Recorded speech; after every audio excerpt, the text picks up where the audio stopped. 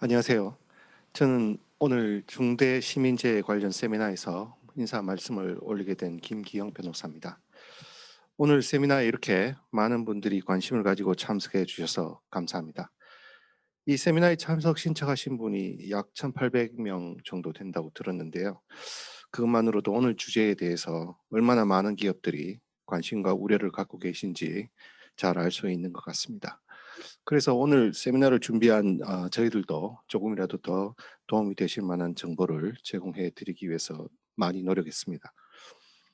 많은 청중들께서는 이미 일전에 저희가 진행했던 중대재해처벌법 관련 세미나를 통해서 이 중대재해의 기본 개념에 대해서는 어느 정도 이해하셨을 것으로 믿고 있습니다. 그래서 오늘은 중대시민재해에 좀 더 집중을 해서 심화된 논의를 진행해 보려고 합니다. 기업 입장에서 볼 때 기존의 산업재해에 대해서 대응 체계를 잘 갖추고 계신 경우에는 중대 산업재해에 대한 대응과 관련해서는 상대적으로 부담이 덜하다고 느끼실 수도 있다고 생각합니다. 반면에 중대 시민재해의 경우에는 어떤 면에서는 새로운 규제라고 볼 수 있는 측면도 있고 또 소비재나 서비스 유통 업종에서 고객이나 일반 시민이 상해를 입는 사고가 발생하는 경우에 기존의 제조물 책임이나 민사적 배상 책임을 넘어서 새로운 형사 책임이 더해졌다는 측면에서 기업에게는 기존의 틀에서 벗어난 새로운 대응 체계를 정립해야 할 부담이 생겼다고 볼 수 있겠습니다. 그래서 오늘 세미나에서는 어떤 것이 과연 중대 시민 재해 범주에 들어가는지에 대해 살펴보고 그 이해도를 높이기 위해서 과거에 있었던 각종 사건이나 사고들의 예를 가지고 설명을 드려보겠습니다. 또 제조물 책임 같은 기존의 유사한 법적 책임과의 비교를 통해서 중대시민재해가 기업들에게 미칠 영향의 정도를 한번 따져보겠습니다. 나아가서 기업들이 중대시민재해에 대한 규제에 대해서 대응하기 위해서 무엇부터 해야 할지에 대해서도 논의해 보려고 합니다. 오늘 세미나에서는 저희 율촌의 중대시민재해 TF의 멤버로서 특히 제조 분야에서 기업 책임 부분에 전문성을 가지고 있는 김익현 변호사가 먼저 전반적인 설명을 드린 다음에 다음 우리 중대시민재해 TF에 속한 전문 변호사들이 관련된 주요 쟁점과 현안들에 대해서 종합적인 토론을 해보는 시간을 갖겠습니다. 종합 토론 시간에는 제가 사회를 맡고 앞에서 말씀드린 김혁현 변호사 그리고 제 우측에 있는 지난번 중대재해처벌법 관련 세미나에서 발표를 하셨고 또 산업재해 형사 부문에서 전문가인 이시원 변호사 그리고 제 왼쪽에 있는 민사쟁송 및 서비스업 분야의 전문가이신 이재근 변호사 그리고 가장 왼쪽에 있는 환경 분야 전문가인 윤용인 변호사 이렇게 토론자로 나서서 심도 있는 논의를 해보겠습니다. 오늘 다룰 내용 중에 상당 부분은 참석자 여러분들께서 사전 질문 주신 사항들을 반영해서 준비를 했고요. 너무 많은 질문들을 주셔서 이것들을 다 반영하지 못했다는 점은 미리 양해 말씀 올리겠습니다. 아마도 오늘 세미나 진행 과정에서 질문이나 코멘트가 많이 있으실 것 같은데요. 강의 진행 중에서도 질문 궁금하신 게 있으시면 그때그때 바로바로 Q&A로 올려주시면 또 저희가 진행 요원으로부터 인풋을 받아가지고 가능한 범위 내에서 토론에서 다루도록 노력해 보겠습니다. 하지만 또 오늘 다루지 못하는 질문이나 코멘트들이 많을 것 같은데 그런 부분은 저희가 충분히 검토해서 다음 세미나 또는 고객 자문을 준비하는데 저희가 적극 반영하도록 하겠습니다. 그럼 본격적으로 준비된 첫 번째 세션을 진행해 보겠습니다. 김익현 변호사님 발표를 준비해 주시고요. 오늘 세미나에 참석해 주신 많은 고객분들께 다시 한번 감사드리면서 마지막까지 관심을 가지고 경청해 주시길 부탁드리겠습니다. 감사합니다. 네, 방금 소개받은 김익현 변호사입니다. 잘 아시는 것처럼 중대재해처벌법에는 중대산업재해와 중대시민재해 두 가지가 규정이 되어 있습니다. 네, 오늘은 중대시민재해에 집중해서 관련 리스크 그리고 대비 방안에 대해서 말씀을 드리겠습니다. 네, 준비된 목차에 대해서 말씀드리겠고 먼저 중대시민재해의 정의와 법적 책임 등 쟁점에 대해서 정리를 하고 넘어가겠습니다. 네, 중대시민재해 정의는 특정 원료 또는 제조물, 공중이용시설 또는 공중교통수단의 설계, 제조, 설치, 관리상의 결함을 원인으로 해서 저기 규정된 그런 사망 상해가 발생한 경우를 의미하고요.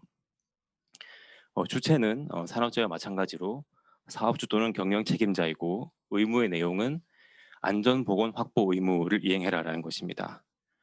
보호 대상은 근로자가 아니고 제조물이나 공중이용시설 또는 공중교통수단의 이용자 또는 그 밖의 사람으로 되어 있습니다. 즉 소비자나 일반 대중 측이 되겠고요. 처벌 내용은 산업재해와 마찬가지로 안전보건 확보 의무 위반 시 경영 책임자에게 강화된 처벌을 하고 또 법인에게는 다수배 범위에서 징벌적 손해배상을 하도록 규정이 되어 있습니다. 그 중대시민재해가 발생했다고 그 자체로 바로 처벌한다 이런 것이 아니고요. 그 안전보건조치 의무를 이행하지 않은 것이 이제 있어야 처벌이 되는데 결국 그 안전보건 확보 의무의 내용이 중요하게 될 것입니다. 시민재해 관련해서는 9조에서 규정을 하고 있고요. 1, 2, 3, 4 거조로 되어 있습니다. 중대산업재해와 마찬가지 규정으로 되어 있고 1호와 4호의 경우에는 향후 대통령령으로 정하게 되어 있습니다. 중요한 것이 1호와 4호의 내용인데 결국 1호의 내용은 재해 예방을 위한 인적, 물적 기반과 시스템을 구축해라라는 것이고 4호의 내용은 안전보건 관계 법령에 따른 의무 이행에 필요한 관리상의 조치를 해라. 즉 그런 구체적 안전보건 조치 의무가 이행될 수 있는 운영 환경을 조성해라라는 내용이 되겠습니다. 예, 그러면 그 중대시민재해가 왜 중요하고 왜 특수한가를 간단히 보겠습니다. 일단 피해 규모나 관련 당사자가 매우 광범위하다는 것입니다. 사업장 내에서의 그런 산업재해와는 구별되는 것인데요. 제조물 등의 이용자 및 그 밖의 사람이기 때문에 매우 광범위하게 되겠습니다. 그리고 제조물 책임과 밀접한 관련이 있는 내용이라서 소비자 또는 일반 대중과 접점이 있는 모든 영역에서 리스크가 있게 되겠습니다. 마찬가지로 이제 피해 규모와 피해자가 매우 광범위한 것을 들 수 있는데 예를 들어서 그 가습기 살균제 사건 같은 경우를 들 수 있겠습니다. 외부적 대응에서 차이점을 보면은 일단 다수의 소관 부처가 있다는 것인데요. 물론 여기 나와 있는 것처럼 이제 법무부, 환경부, 고용노동부, 산업통상자원부, 국토교통부, 공정위 이거는 그 중대재해처벌법 자체의 소관 부서이긴 합니다. 하지만은 이제 중대산업재해 같은 경우에는 주로 고용노동부가 위주가 될 것인데 중대시민재해 같은 경우는 뭐 환경부, 법무부, 국토교통부 등 여러 부서들이 실제로 소관 부서로서 이제 영향을 미칠 수 있게 되는 그런 차이가 있습니다. 그리고 유관단체 면에서 보더라도 중대산업재해처럼 노조나 노동단체에 국한되는 것이 아니라 각종 소비자 관련 시민단체, 언론, 정당 등 여러 유관단체들이 있을 수 있습니다. 내부적 대응이나 역량에 대해서 보더라도 관련 부서가 일단 개발, 구매, 조달, 생산, 품질, 유통, 판매, 시설 관리, 소비자 대응 등 전 영역에 걸치게 되겠고요. 또 광범위한 당사자가 큰 피해를 입을 수 있기 때문에 기업 이미지에 큰 영향을 미치게 되고 또 피해 규모가 크기 때문에 사업 손익이나 경영 전반에 심각한 영향을 미치게 된다는 특수성이 있습니다. 이처럼 또 이렇게 다수의 피해자가 있게 되겠고 또 지금 입법 예고되어 있는 집단소송제와 연계가 될 경우에 더더욱 큰 이런 리스크가 발생하게 되겠습니다. 물론 이제 중대시민재해는 사망 사상에 이르러야 하지만은 그에 이르지 않는 여러 강도의 피해에 대해서 그 소비자 클레임과 함께 연계될 수 있기 때문에 향후에 이런 집단소송제와 함께 연계되어 문제될 수 있다 이런 또 중요한 특수성이 있다고 할 수 있겠습니다. 중대시민재해 같은 경우에 제조물 책임과 큰 관련성이 있기 때문에 어떤 차이점이 있는지 간단히 이제 비교해 볼 필요가 있는데요. 제조물 책임과 중대시민재해 같은 경우에 비슷한 점도 많이 있지만 뭐 차이점도 있고 가장 중요한 점으로는 제조물 책임 같은 경우에는 제조물 결함 자체로 인한 손해에 대한 민사 책임이다라는 것이고 재산적 손해나 뭐 생명 신체 관련 손해를 다 포괄한다라는 것인데 중대시민재해 책임 같은 경우에는 안전보건 확보 의무 미이행으로 인한 중대재해 발생 관련 형사 책임 그리고 민사 책임을 규율한다는 그런 차이점이 있습니다. 그리고 제조물 책임 같은 경우에는 책임의 주체가 제조업자, 기본적으로 제조업자이고 유통 판매업자는 보충적인 책임만 지게 되어 있는데 중대시민재해 같은 경우는 생산, 제조, 판매, 유통업자 모두가 동등하게 책임을 진다 이런 차이점이 있습니다.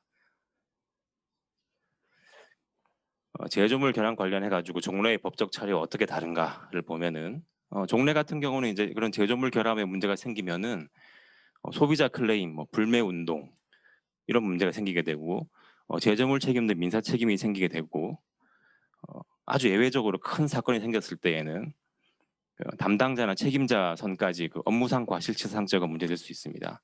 물론 개별 관령에 따른 제재는 별도로 적용이 될 것이고요. 하지만 이제 중대재해처벌법이 시행되면서 기존의 이런 책임들은 다 별도로 성립을 하고 그에 추가해 가지고 안전보건 확보 의무 위반에 따른 책임이 추가로 발생한다. 그리고 대표이사 등 경영 책임자가 처벌을 받는 리스크가 생겼다는 것이고요. 판매 유통 과정에서 책임을 지게 될 수 있다. 이런 차이점이 생겼기 때문에 제재물 책임과 그 중대 시민재해를 아우르는 그런 통합적인 대응이 필요하게 되었다고 할 수 있습니다. 종래 법적 처리와 비교해서 예를 들어서 환경사고 같은 특수 영역에 대해서 말씀을 드려보겠습니다. 화학물질 관련 환경사고 같은 그런 사건이 발생했을 경우에 종래 법적 처리를 쭉 보게 되면은 일단 뭐 화관법 제43조에서 신고 의무, 그다음에 응급조치 의무를 규정하고 있고요. 35조 제2항 26호에서 허가 취소나 영업정지 같은 그런 행정 책임, 그다음에 57조 63조에서 형사처벌 규정이 있습니다. 또 민사 책임으로는 과실책임주를 완화하는 무과실책임 규정이 있고 인과관계를 완화하는 이론이 적용이 되고요. 환경정책기본법에서의 그런 이제 규정들 그리고 환경오염 피해 배상 책임 및 구제에 관한 법률에 나와 있는 규정들에 따라서 이런 과실책임주의 완화 이런 것들이 적용이 되게 됩니다. 근데 이런 사고 발생했을 때 이제 중대시민재해 관점에서는 어떻게 되는가라고 하면 일단 중대재해처벌법 자체에는 그런 보고 의무, 조치 의무 이런 규정들이 없고요. 행정조치 관련 규정도 당연히 없습니다. 주로 이제 대표이사 처벌을 주로 타겟으로 한 법률이기 때문에 그렇고요. 하지만 어쨌든 아까 말씀드린 것처럼 안전보건조치 의무는 별도의 의무에 관한 것이기 때문에 종래의 법적 처리 아까 말씀드린 부분들은 그대로 다 적용이 되고요. 새롭게 안전보건 확보 의무 위반이 있는 경우에 경영 책임자들을 처벌하게 되는 그런 추가적인 그런 처벌이 발생하게 된다고 할 수 있습니다. 마찬가지로 민사 책임에서도 종전의 그런 무과실 책임 같은 그 조항들의 책임은 별도로 그대로 적용이 되고 안전보건 확보 의무 위반이 있는 경우에 고의 중과실이 있는 경우에 다수배 범위에서 징벌적 손해배상 추가 주장을 추가로 할 수 있다라는 이런 차이점이 있습니다. 주요 법적 쟁점에 대해서 한번 보겠습니다. 법 규정이나 체계가 좀 다소 모호한 부분이 많이 있기 때문에 향후 해석론적으로 여러 어려운 쟁점들이 있을 것으로 생각이 되는데요. 먼저 요건과 면책부터 보겠습니다. 일단 기본적으로 결함이 존재하고 안전보건 확보 의무 위반 사실이 있고 인과관계가 있고 결과가 발생해야 책임이 발생할 것인데요. 어떤 요건을 충족되지 않은 경우에 면책 주장이 가능한가가 문제될 것입니다. 결함 존재, 안전보건 확보 의무 위반, 인과관계 이 중에 뭐 하나라도 없으면 면책이 된다라고 일단 원론적으로 얘기할 수 있을 것인데요.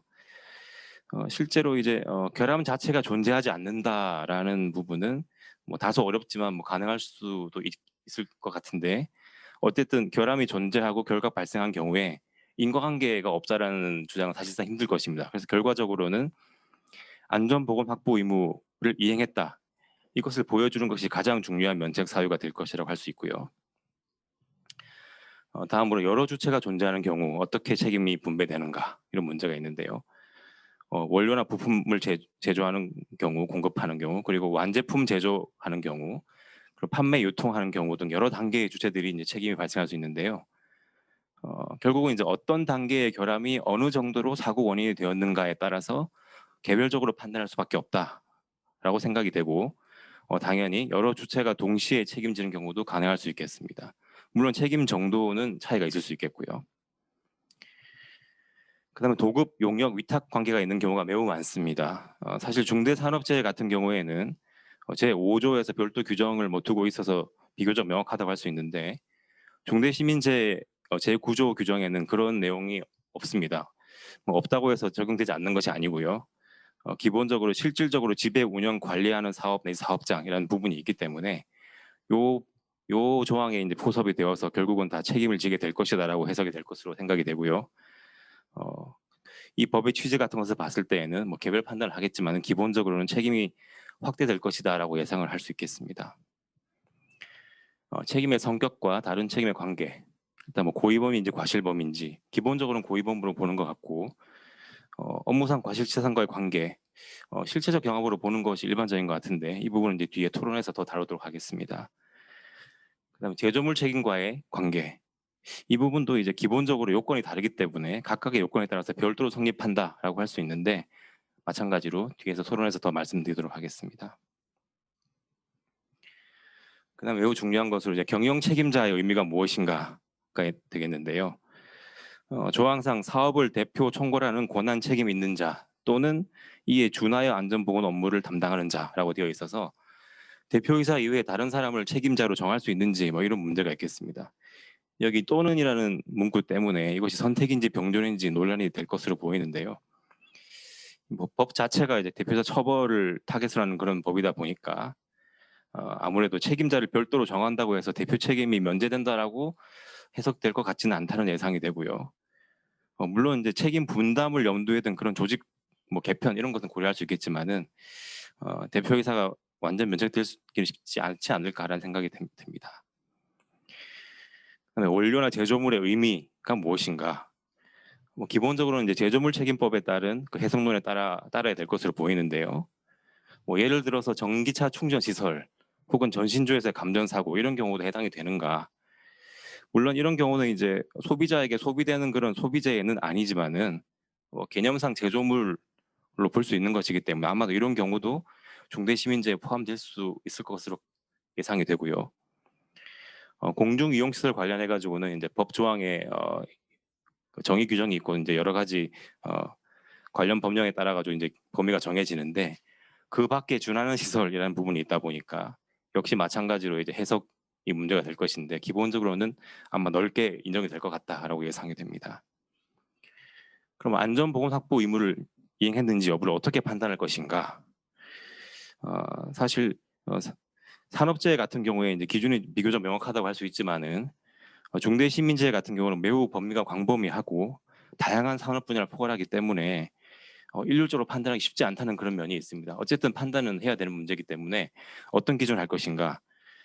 개략적으로 예상해 본다면 당해 산업에 관련된 특수 법령들이나 혹은 제조물 책임이나 업무상 과실상 관련된 법원의 판시 내용, 검찰의 어떤 입장, 혹은 그 각 회사의 개별적인 상황이나 특수성 이런 것들을 고려해 가지고 개별적 판단할 수밖에 없을 것이고 결국 사고 발생 시에 근거를 제시하면서 합리적으로 설명할 수 있도록 준비를 해야 되는 것이 관건이다라고 할 수 있겠습니다. 네, 다음으로는 어떤 그런 사건 사고들이 중대시민재해가 될 수 있는지 유형과 그리고 실제 사례들이 어떤 것이 있을 수 있는지 살펴보겠습니다. 네, 일단 여러 사업 분야, 사업 영역에 대해서 중대시민재해 각 유형별로 이제 성립 가능성들이 다 조금씩 다를 것 같은데요. 개관으로 정리를 해봤는데 차례차례 넘어가면서 구체적으로 살펴보겠습니다. 일단 각종 소비재 제조 관련 중대시민재해 책임 부분을 보겠습니다. 지금 여기 예시를 들어놓은 것이 이제 가습기 살균제 사건인데요. 앞으로 이런 유사한 사건이 발생한 경우에 중대시민재해로 책임지게 될 대표적인 유형이라고 할 수 있겠습니다. 화학물질 관련 제조물로 많은 사람들이 사상하는 그런 결과가 있었는데요. 간단히 살펴보면 원료 제조 단계, 그리고 완성품 제조 단계, 그다음 판매 유통 단계에서 여러 가지가 문제될 수 있고요. 각각의 단계마다 일단 뭐 상정해 볼 수 있는 주의 의무가 무엇인가 생각을 해보면 일단 원료 제조 단계에서는 뭐 pHMG 등 여러 그 원료 물질에 대한 독성 검사, 그리고 화평법이나 화관법에 대한 절차 이행, 그리고 원료 제조 과정에서의 성상이나 성질 유지 이런 것들을 들 수 있을 것이고요.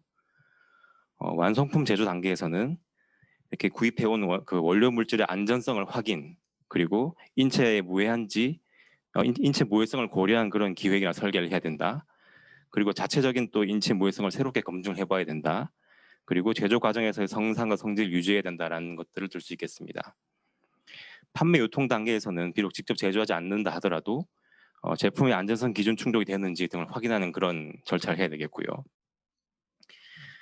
종전 같은 경우에 완성품 제조 단계에 대해서는 이제 뭐 책임이 많이 판결로 인정이 되었습니다. 뭐 제조물 책임도 그렇고 그 제조 단계의 책임자 단까지는 이제 업무상 과실치사상이 인정이 되었는데요. 원료 제조 단계에 대해서는 아직 법적 질처가 좀 진행 중인 것으로 보이고 좀 두고 봐야 될 것 같고요. 판매 유통 같은 경우에는 이제 종전에 문제가 안 됐었는데 이제 향후에 이제 중대시민재해 책임이 문제되는 경우에는 원료 제조와 완성품 제조, 판매 유통 모두 다 문제가 될 수 있고 그런 아까 말씀드린 주요 의무 이행 자체 이게 문제가 아니라 그 안전보건 확보 의무를 이행했는지 이런 포인트에서 그 이행 여부에 따라 가지고 형사처벌 등 이제 제재가 가능하게 되겠습니다. 또 이런 경우에 또 이제 문제될 수 있는 것이 여러 가지 복잡한 그런 위탁 생산 관계가 존재하는 경우에 어떻게 되는가가 또 문제될 수 있는데요. 물론 그 구체적인 위탁 관계가 어떠한가에 따라 다 다르겠지만 기본적으로는 이제 위탁했다라는 것만으로 다른 주체에다가 책임을 넘기기는 이제 어려워질 것이다라고 볼 수 있고요. 결국 이제 중대시민재해 책임 관점에서는 모두 자기의 그 책임 부담을 일부씩 하게 될 것으로 예상이 됩니다.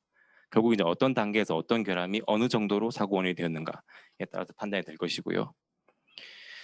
참고로 말씀드리면 이제 가습기 살균제 관련 판결에서 이제 독성 물질 관련해 가지고 고도의 주의 의무를 인정하고 있는데요. 그러니까 기본적으로 화학 물질은 용량 상관적 독성이 있기 때문에 고도의 주의 의무를 기울여야 한다는 그런 판단을 하고 있는데 향후에 이제 이런 화학 물질 관련 그런 제조물 관련해서 안전 보건 확보 의무의 준수 관련해서도 이런 취지의 판단 기준이 충분히 적용될 수 있다라고 생각해야 될 것 같습니다. 다음으로 또 이제 대표적인 사례로 할 수 있는 것이 전기차 배터리 화재 사건을 들 수 있습니다. 사망자가 발생을 하게 되면 이제 바로 이제 중대시민재해 책임이 문제가 될 것인데요. 이런 경우에 이제 배터리 제조업체나 완성차 제조업체 혹은 또 충전 시설 뭐 제조 관리 업체 모두 다 문제가 될 수 있을 것입니다. 네, 정리를 하자면 이런 각종 소비재 관련된 중대시민재해 관련해서 이런 뭐 화학물질 관련 제품, 자동차 결함, 뭐 급발진 뭐 포함해 가지고요. 혹은 가전제품 결함, 뭐 배터리 폭발 이런 것들이 있을 수 있는데 아까 말씀드린 것처럼 원재료 부품 제조업자 별도로 책임을 질 수 있고 완성품 제조업자도 별도로 책임을 질 수 있고 뭐 그런 원인의 기한 정도에 따라 가지고 책임이 분배될 것입니다. 그리고 당해 산업 관련 각종 규제 법령 준수는 별도로 적용된다라는 것이고요. 판매 유통업자에 대해서는 뒤에서 말씀을 드리겠습니다. 다음으로 이제 환경사고 관련 중대시민재해 책임을 보겠습니다. 여기 이제 소개한 기사가 매우 이제 또 크게 이슈가 된 사건인데요. 공장에서 제조하던 그 유독 물질 관련해 가지고 유독가스 스티렌이 누출된 사고. 그래서 인근 주민들에게 유출이 돼 가지고 뭐 호흡 곤란, 구토 뭐 이런 여러 가지 이제 뭐 상해 질병들이 발생한 그런 사건입니다. 13명이 사망했고요. 자, 이런 경우는 이제 법 조문에 나오는 그 원료 제조물의 설계, 제조, 설치 또는 관리상 결함, 이제 관리상 결함에 해당되는 부분이라고 할 수 있겠습니다. 마찬가지로 중대시민재해가 문제가 될 수 있고요. 정리해서 말씀드리면은 이런 그 화학물질 유출 사고, 혹은 또 화학물질 보관 운반 중의 사고, 또는 인화성 물질인 제품의 화재 관련 사고 이런 것들이 다 아까 말씀드린 것처럼 관리상의 결함으로 문제될 수 있겠습니다. 관련 이슈로 이런 사건이 발생했을 때 아까 말씀드린 그런 환경법에 따른 책임이 문제될 것인데요. 아까 PPT 구면에서 말씀드린 그런 종전 절차가 있는데 종전 책임이 있는데 그것은 별도로 성립을 하게 되고 이제 중대시민재해는 마찬가지로 또 이 요건에 따라 별도로 성립하게 될 것입니다. 제조, 보관, 운반 단계에서 위탁 관계 존재하는 경우, 예를 들어 가지고 외주 업체가 운반을 담당했는데 운반 과정에서 유출된 경우, 이런 경우는 어떻게 되는가? 제조사는 책임을 지는가? 뭐 이런 문제가 있을 수 있겠는데요. 아까 말씀드린 것처럼 마찬가지로 실질적 지배 운영 관리 영역으로 인정되는지 여부에 따라 가지고 책임 여부가 결정될 것인데 아마 확대될 것으로 예상이 되고요. 물론 뭐 그 외주업체의 잘못이 있다고 무조건 책임진다 이런 것이 아니라 뭐 예컨대 외주업체의 뭐 자격 면허 관련 선정된 어떤 선정 과정 절차라든지 외주업체 관리 감독, 작업 지시 뭐 이런 부분 관련된 안전보건 조치 의무 이행 여부가 핵심이 될 것입니다. 네, 다음으로 의료 제약 관련해서 보겠습니다. 네, 소개한 사례는 HIV에 감염된 혈액을 원료로 해서 혈우병 치료제를 만들었는데 그 약을 사용한 환자들이 HIV에 감염돼 가지고 에이즈에 걸린 사건, 네, 이렇게 되겠습니다. 이제 기사에 소개된 뭐 사건은 이제 민사 사건인데 향후에 이런 일이 발생하면은 이제 중대시민재해 개념에 포섭될 수 있기 때문에 대표이사 형사처벌 이런 문제까지 나가게 될 것으로 생각이 되고요. 이것처럼 이제 백신 및 각종 의약품의 그런 설계, 제조, 관리상의 결함으로 인한 사상이 문제가 될 것이고, 혹은 의료기기 결함으로 인한 사상도 마찬가지입니다.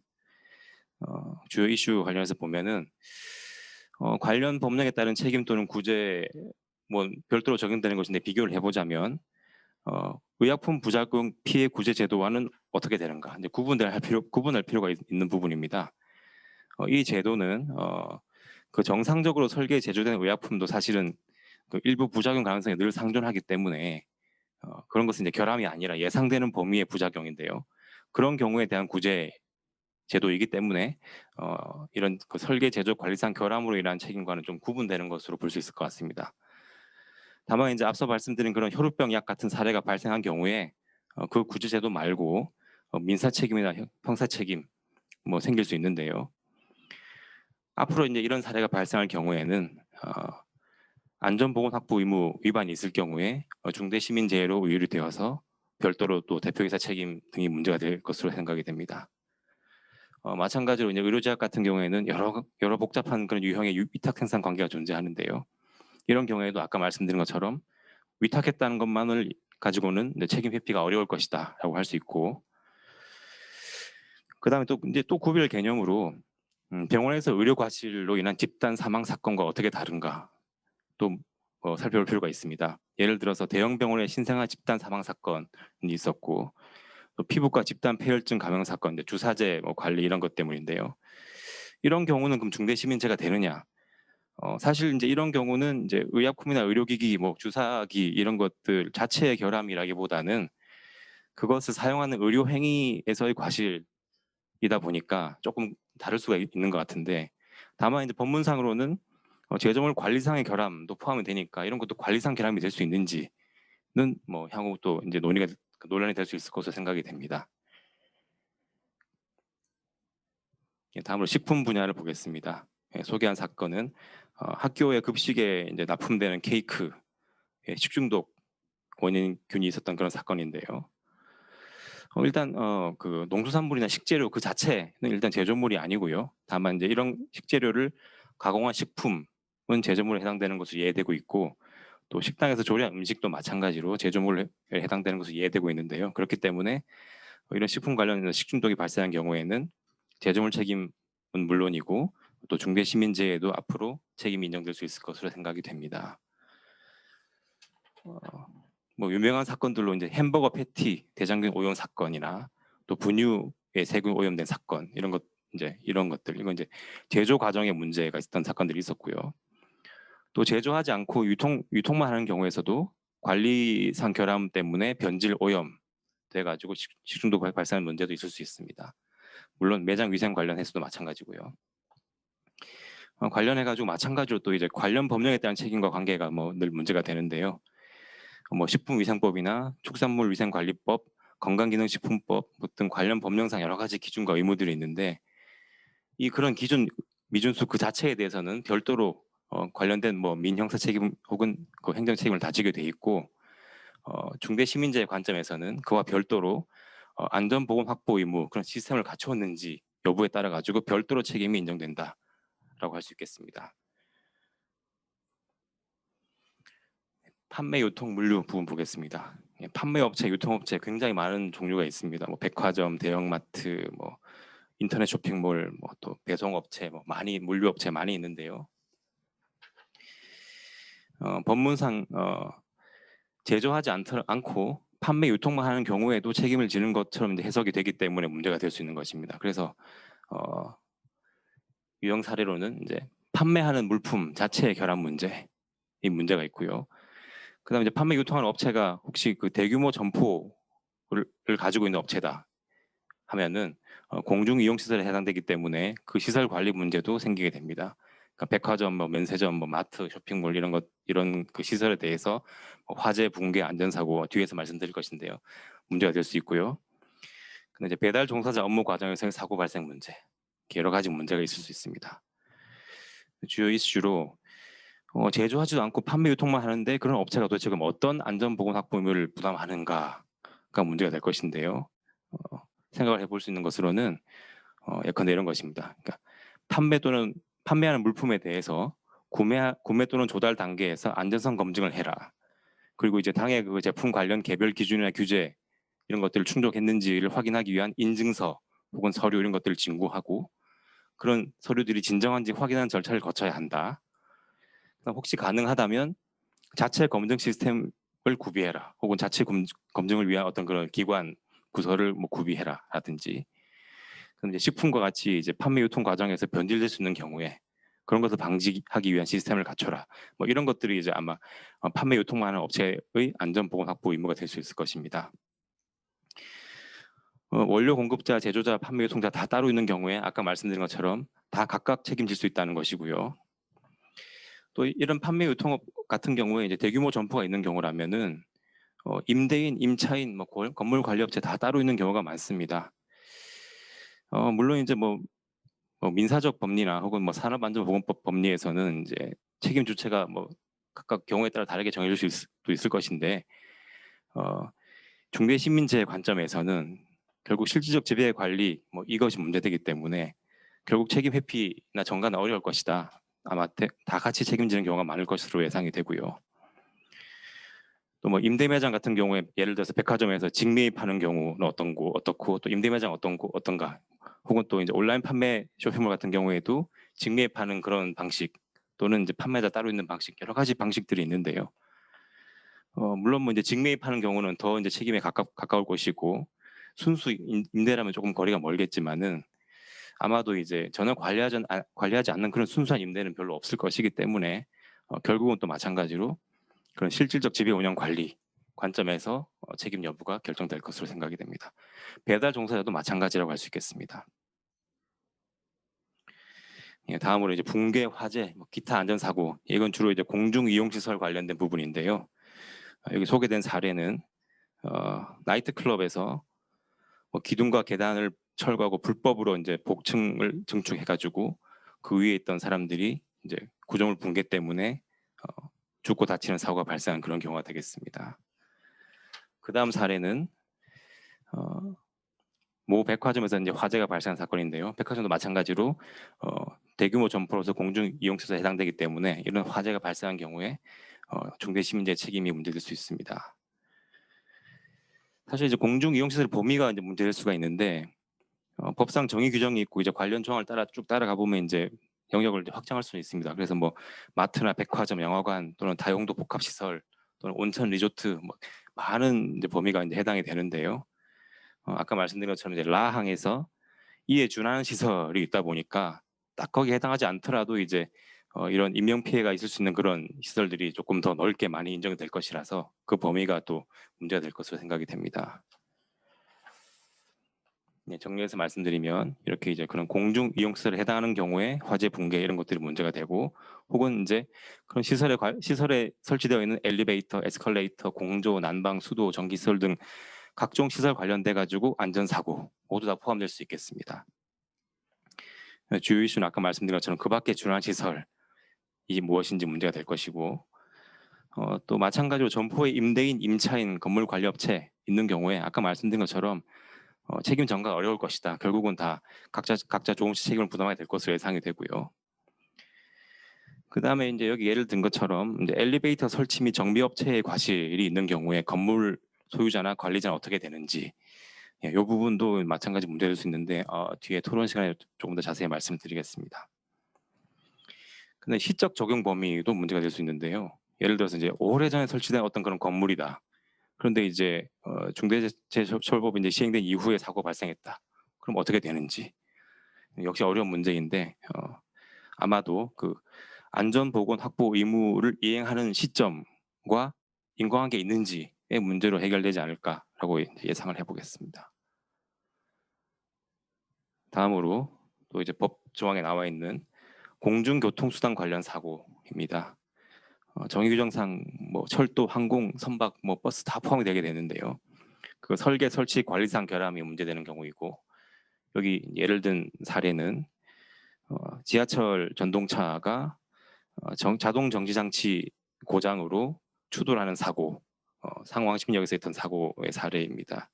이런 사고로 이제 사망, 상해 등이 발생하게 되면 이제 중대시민재해가 문제될 수 있는 것이고요. 관련해서 교통수단 이제 설계 제작하는 그런 업자가 있을 것이고, 이제 소유 운영 관리하는 주체가 있을 것입니다. 그 두 주체사의 책임은 어떻게 되는가? 이 경우에 이제 교통수단 설계 제작 설치하는 업체 같은 경우에는 구조 1항에 따라서 이제 제조물 결함에 관련된 책임을 질 것이고요.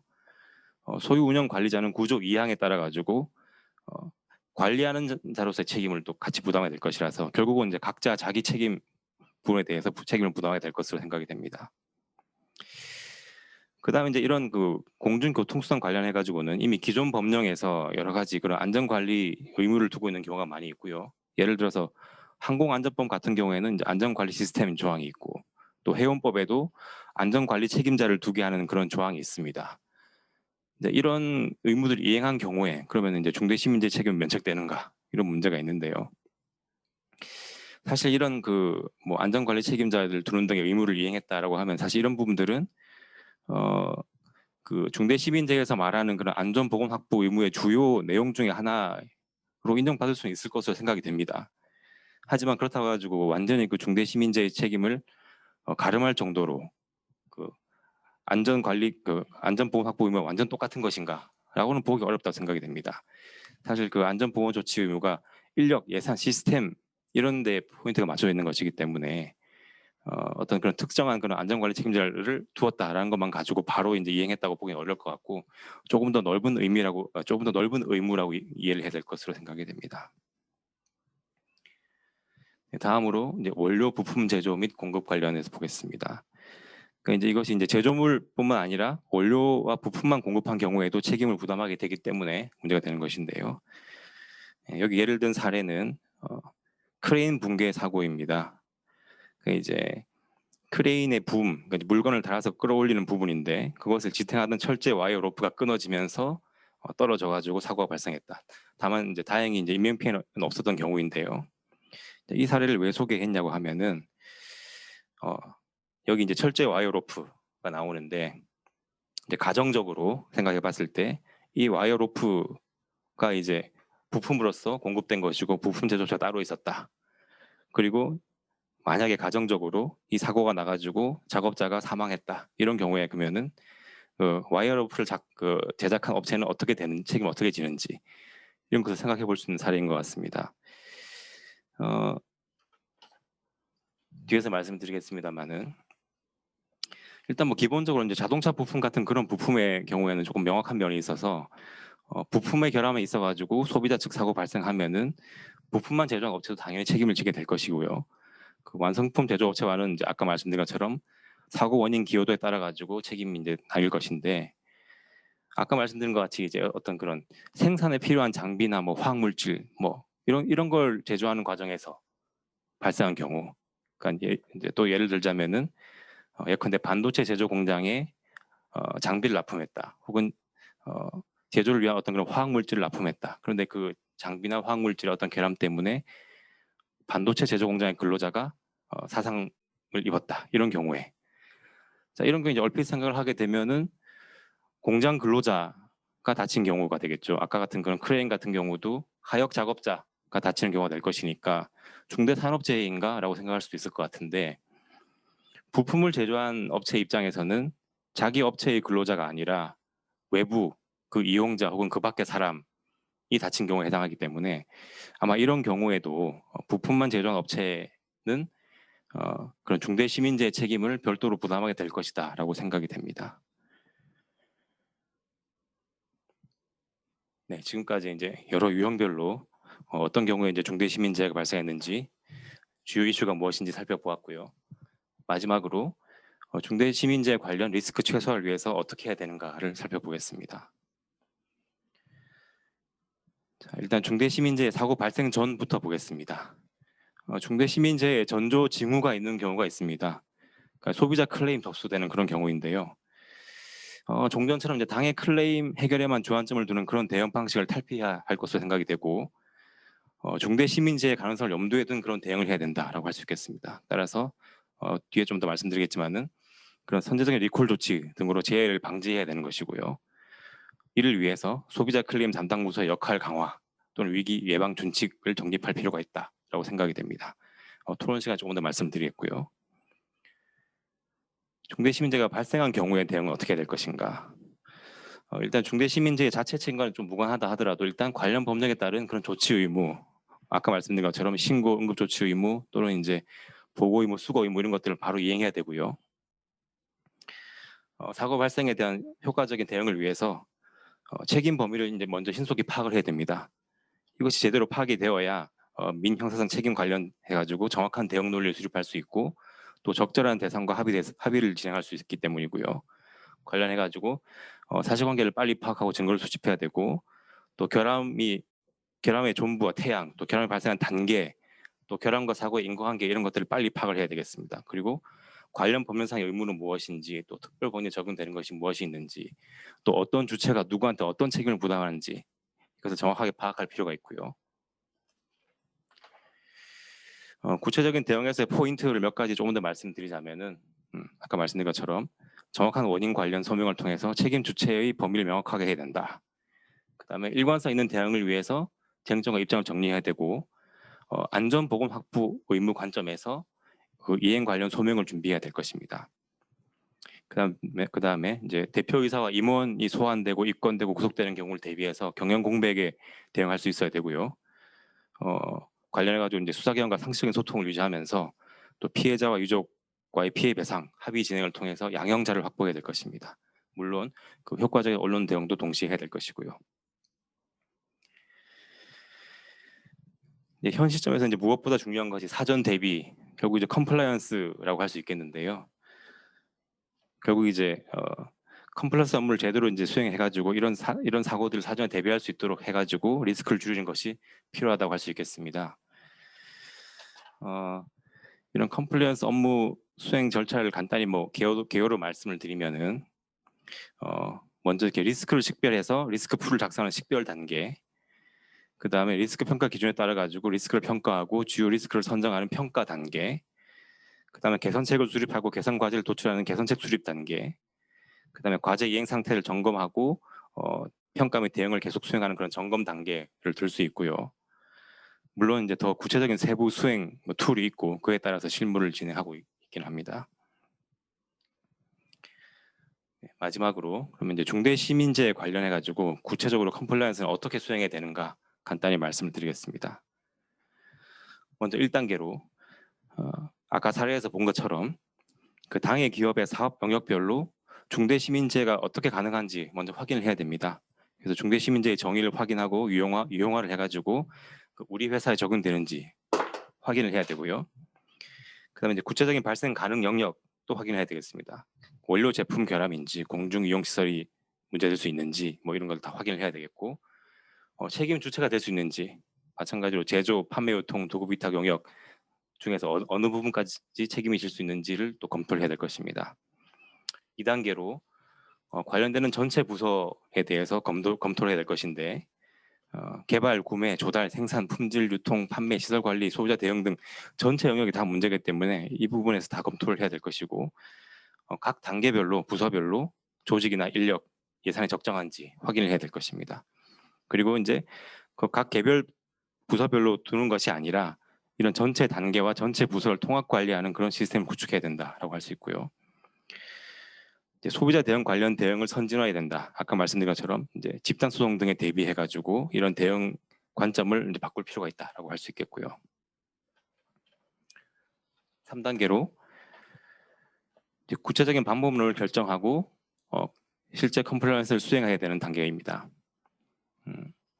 이 단계에서는 이제 종전 그 산업안전보건법이 및 그 중대산업재해 관련된 그런 컴플라이언스의 방법론을 활용할 수 있을 것이고요.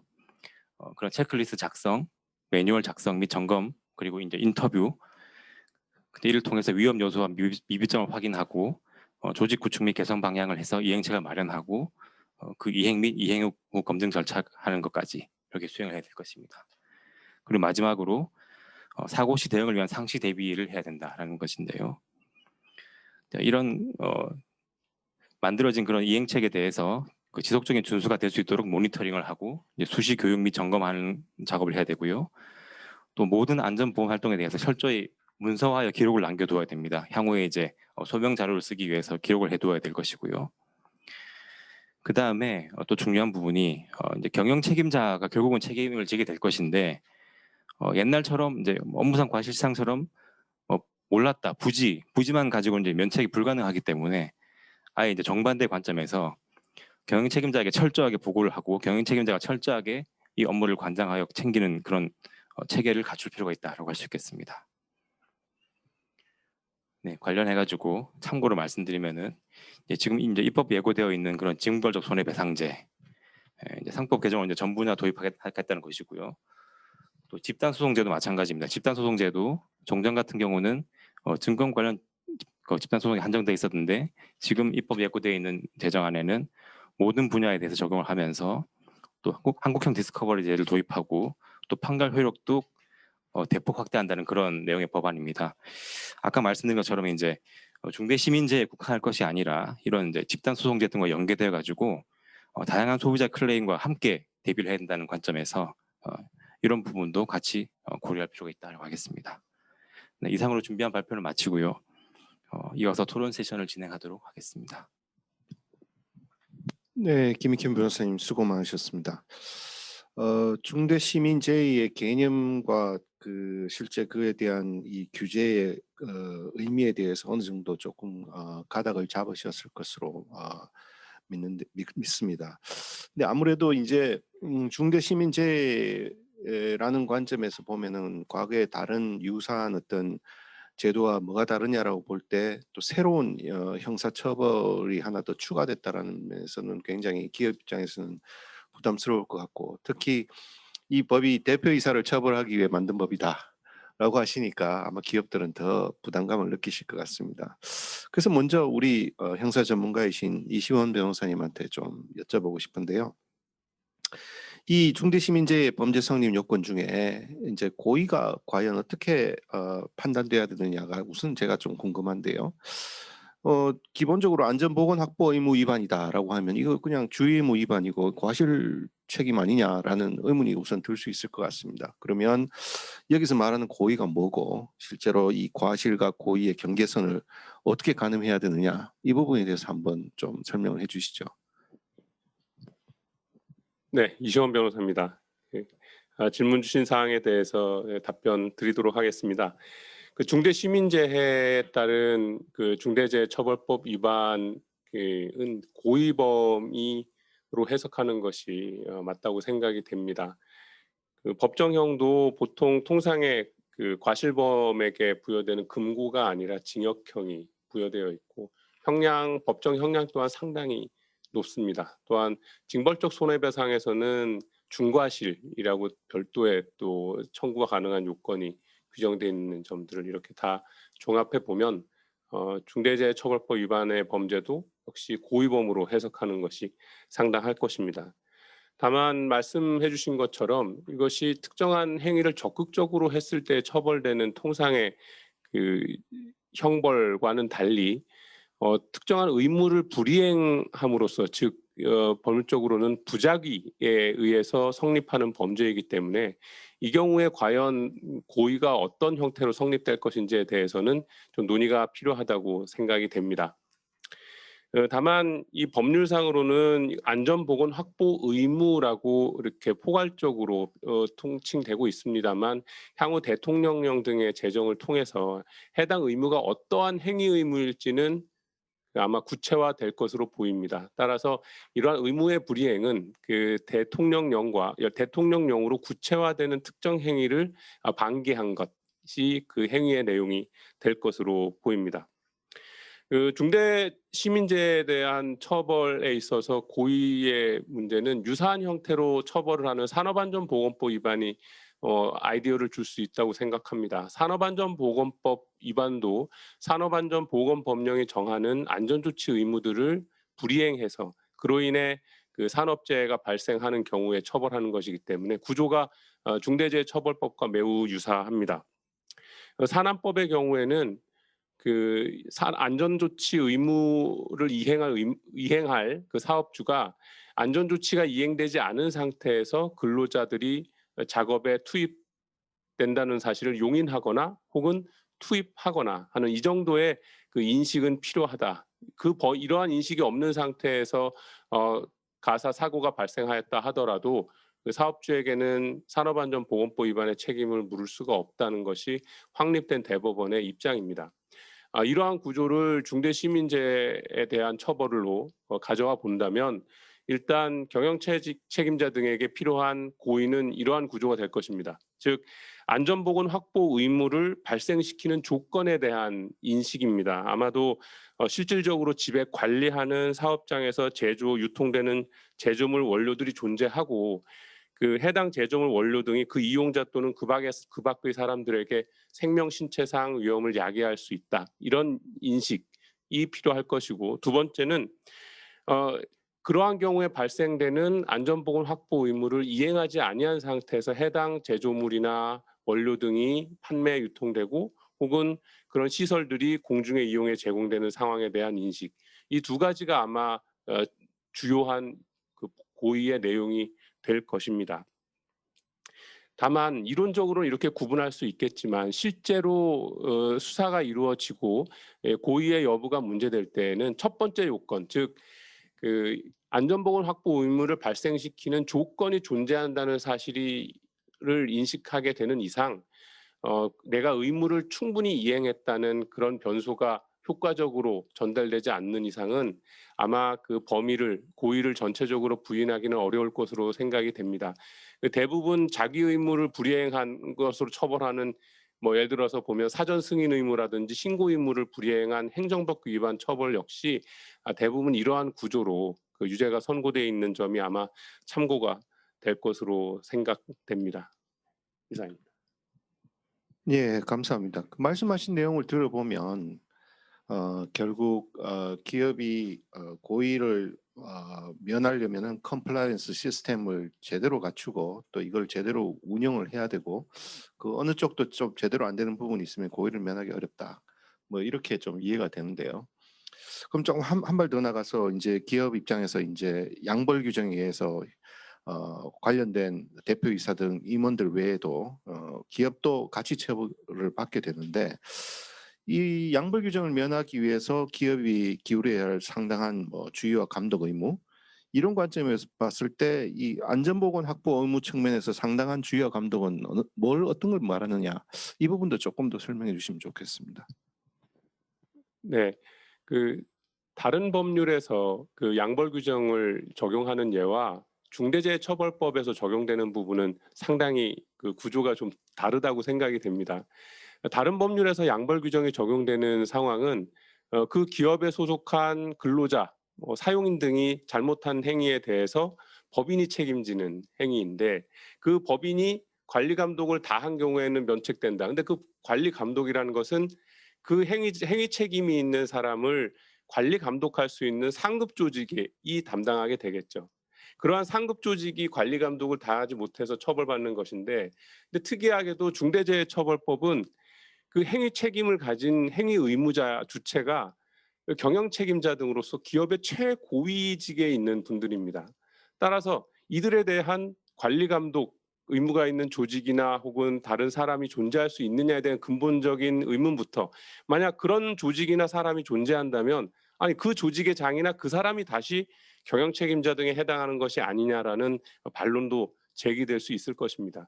따라서 결국은 경영 책임자 등, 즉 기업을 대표 총괄해서 그 운영할 권한과 책임이 있는 이 분들이 뭔가 이 중대재해처벌법이 요구하고 있는 의무 이행을 다하지 못했다면 결과적으로는 그 양벌 규정에 따라서 기업도 처벌되는 것이 아주 일반적인 예일 것입니다. 그러니까 결국 양벌 규정의 적용은 경영 책임자 등께서 그 해당 의무의 이행을 충실히 하셨느냐 여부에 따라서 아마 가늠될 것으로 생각이 됩니다.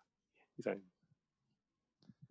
예, 그 말씀하신 내용을 들어보면 결국은 기업의 책임 임원은 형사처벌을 받지만 기업은 책임을 면할 수 있는 예는 거의 찾기 어렵지 않을까 그런 생각이 좀 드네요. 그러면 이제 지금 중대시민재해와 관련해서 이제 사실 제조물 특히 관련해서 어떤 유사한 사고 예외 같은 것을 생각해 보면 어느 한 기업만 전적으로 책임을 지는 예는 오히려 굉장히 드물지 않을까. 뭐 원료 제조사, 그다음에 제품 제조사, 판매사, 유통사, 뭐 물류업체 여러 기업들이 제품이 실제 소비자에게 전달될 때까지 관여를 하게 되는데 과연 누가 어떤 책임을 져야 되느냐 이런 부분이 굉장히 의문스러울 수 있을 것 같습니다. 좀 뭐 가상의 예를 가지고 한번 좀 설명을 해 주시면 조금 더 이해가 쉬울 것 같은데요. 뭐 A라는 식품 제조 회사가 있다고 했을 때 원료 수급부터 공정 정반에 대해서 뭐 보건 위생 체계를 잘 갖추고 철저하게 잘 해오고 있는 회사인데 원료 제조사 실수로 인체 유해 성분이 포함된 식품 원료를 공급했고 또 마침 해당 유해 성분은 법령상 필수 검사 대상에는 포함이 안 되어서 포착이 되지 못했고 하지만 조금 더 A사가 더 철저하게 좀 점검을 했더라면 뭐 발견을 할 수 있는 뭐 정도의 성분이라고 가정을 했을 때 자 이렇게 발견 못하고 제품이 제조돼서 판매돼서 소비자가 다수 상해를 입었다. 이런 사안에서 그러면 이 A사가 이 의무검사 대상 성분만 검사한 결과 위해 성분을 발견하지 못했다. 이런 것 때문에 그러면 A에게 중대시민재해 관련 형사 책임이 있다 볼 수 있느냐. 뭐 이런 부분에 대해서 한번 의견을 한번 주시죠.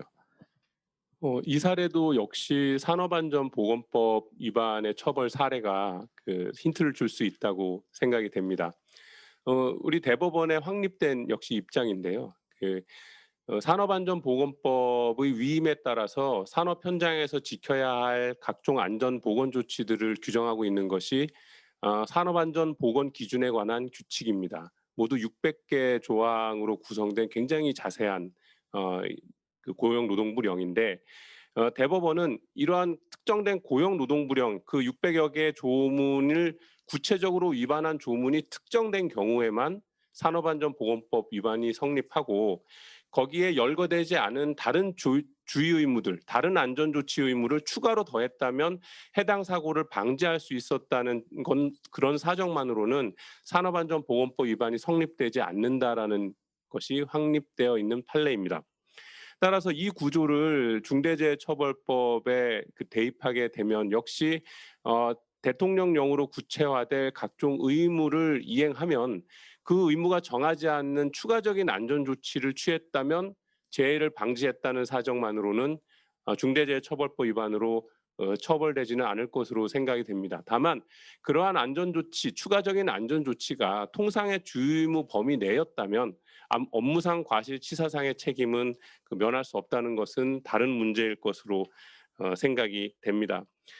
이와 관련해서는 좀 이제 저희가 이제 계속 관심을 가져야 될 부분이 대통령령이 가급적 구체적인 의무로 특정되어서 제정되는 수 있어야 될 것입니다. 그러지 못하고 대통령령이 포괄적인 관리감독 의무로 포괄적으로 규정되어 버리면 사실 해당하는 의무의 범위가 한정되지 못하고 만전을 기하해야 할 의무로 확장될 우려가 있습니다. 따라서 대통령령의 그 제정과 관련하여서는 다양한 방법으로 이견을 제시하면서 산업 현장에서 이 법이 실효성을 가질 수 있으려면 구체적인 의무가 부여되어야 한다는 점을 계속 강조하실 필요가 있다고 생각이 됩니다.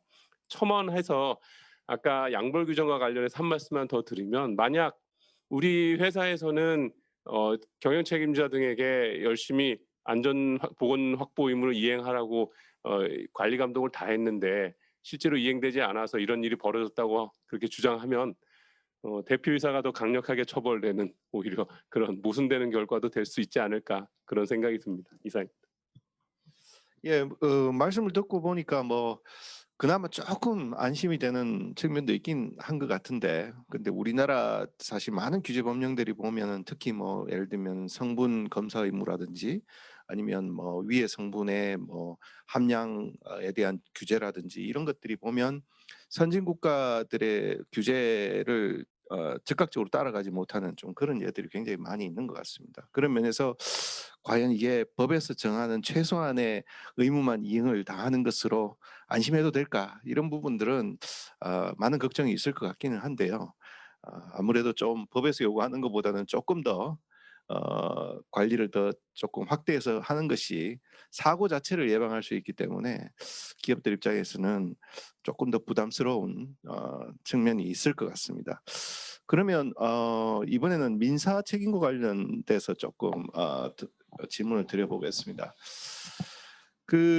우선 이재근 변호사님한테 한번 여쭤보고 싶은데요. 그 통상 이제 제조물 책임과 이 중대시민재해의 차이점에 대해서 앞에서 좀 설명을 하긴 하셨습니다만은 일단 제조물 책임은 우리가 다 무과실 책임이다. 즉 과실이 있든 없든 상관없이 지는 책임이다라고 했는데 중대시민재해는 이건 과실 책임이다라고 말씀을 하셨어요. 그러면 우선은 여기서 과실의 의미가 뭐냐? 결함에 대한 과실이냐? 안전보건확보 의무 위반에 대한 과실이냐? 이런 부분도 조금 궁금할 것 같고 그다음에 뭐 결함이 있긴 했지만 제조상의 어떤 과실이 없었다는 걸 입증한 제조사는 그러면 중대시민재해에 따른 손해배상 책임을 면할 수 있느냐라는 부분도 궁금하실 것 같습니다. 그리고 또 제조물 책임하고 중대시민재해의 손해배상 책임에도 보면은 징벌적 손해배상 책임에 대한 그 과중의 정도도 다르게 규정하고 있는데 이 경우에 양책임을 비교해 봤을 때 또 어떤 차이가 있는가 이런 부분도 좀 궁금할 것 같습니다. 이 부분에 대해서 좀 구체적으로 설명을 해주시죠. 예. 네, 이재근 변호사입니다. 중대 시민재해에 대한 손해배상 책임이 제조물 책임과 상당히 유사한 측면이 있지만 또 뭐 요건, 효과, 면책, 입증 등에 대해서 여러 가지 차이점이 존재합니다. 이 점에 대해서 좀 설명을 드리겠습니다. 제조물 책임은 일단 제조물의 결함으로 인해서 생명, 신체, 재산까지 포함됩니다. 중대재해와는 달리 손해를 입은 자에게 손해를 배상하는 책임을 말하고요. 책임이 성립하기 위해서는 첫째로는 제조물의 결함, 즉 제조, 설계 또는 표시상의 결함이나 기타 통상적으로 기대할 수 있는 안전성이 결여되어 있는 것이 존재해야 됩니다. 둘째로는 그런 결함과 손해 발생 사이에 인과관계가 존재해야 됩니다. 결함 중에서 가장 중요한 제조상의 결함에 대해서 법률은 제조상 가공상의 주의 의무를 이행하였는지에 관계없이 제조물이 원래 의도한 설계와 다르게 제조 가공됨으로써 안전하지 못하게 된 경우라고 설명함으로써 무과실 책임이라는 점을 명시하고 있습니다. 다만 설계상의 결함은 합리적인 대체 설계를 채용하지 아니한 잘못, 그리고 표시상의 결함은 합리적인 설명, 지시, 경고 등 표시를 하지 아니한 잘못이 있어야 하는데 이것은 귀책 사유에 의한 과실 책임으로 설명하기도 합니다. 약간 다른 측면이 있습니다. 제조물 책임에서 가장 중요한 문제는 결국 결함이나 인과관계에 대한 입증의 곤란성인데 종전에는 대법원 판례에 의해서 이를 완화하는 법리가 형성되어 왔으나 2017년 4월달 개정된 제조물 책임법에서는 이를 명문으로 규정했습니다. 여러 가지 요건들, 제조업자의 실질적 지배 영역에 속한 원인에서 출해되었다는 점, 또 뭐 정상적으로 사용되는 상태에서 손해가 발생했다는 점 등을 입증하면 결함의 존재나 인과관계가 추정되는 것으로 명문화하였습니다. 또 한편 제조물 책임을 면책시키는 사유로는 몇 가지가 있는데 대표적인 것이 당시의 과학기술 수준상으로는 결함의 존재를 발견할 수 없었다는 사실, 이런 몇 가지 사유에 의해서 면책되는 것으로 규정되어 있습니다. 한편 중대시민재해에 따른 손해배상 책임이 인정되기 위해서는 첫째, 제조물 책임과 마찬가지로 결함의 존재와 결함과 존재 사이에 인과관계가 필요한 것은 마찬가지입니다. 구체적으로는 결함은 원료나 제조물의 설계, 제조, 관리상의 결함, 그리고 공중이용시설 또는 공중교통수단의 설계, 설치, 관리상의 결함이 존재해야 되는데 가장 중요한 것은 그것에 추가해서 지금까지 발표자들께서 설명해 주신 안전 보건 확보 의무의 위반이 있어야 되고 그 의무 위반에 대해서 사업주나 경영 책임자 등의 고의 또는 중대한 과실이 있어야 됩니다. 경과실이 아니라 중대한 과실을 규정한 것은 아마 징벌적 손해배상 책임이기 때문에 좀 요건을 과중시킨 것으로 보입니다. 문제는 손해배상을 청구하는 측에서는 적극적으로 이런 사업자나 경영 책임자의 안전 보건 확보 의무의 위반 그리고 이에 대한 고의 중과실을 입증해야 되는 문제가 있습니다. 이 부분이 가장 책임 추궁에서 핵심이 될 것으로 보이고요. 나아가서 의무 위반과 손해 발생 사이의 인과관계까지도 요구되느냐, 이 의무를 위반하지 않았으면 과연 손해가 발생하지 않았을 것인지에 대해서는 뭐 향후 판례가 해결해야 될 문제로 보이지만 일단 법 형식상으로는 의무를 위반하여 중대재해를 발생시켰어야 한다 이렇게 규정되어 있기 때문에 일단은 형식상은 필요하지 않을까 싶고 다만 그 입증 정도는 완화되지 않을까 싶습니다. 결함 자체 개념은 제조물 책임법과 대체적으로 동일하게 해석될 것으로 보이지만 세부적으로는 차이가 있습니다. 제조물 책임은 제조, 설계, 표시상의 결함을 의미하고 중대시민재해는 설계, 제조, 관리 또는 설계, 설치, 관리로서 관리라는 결함이 추가되었습니다.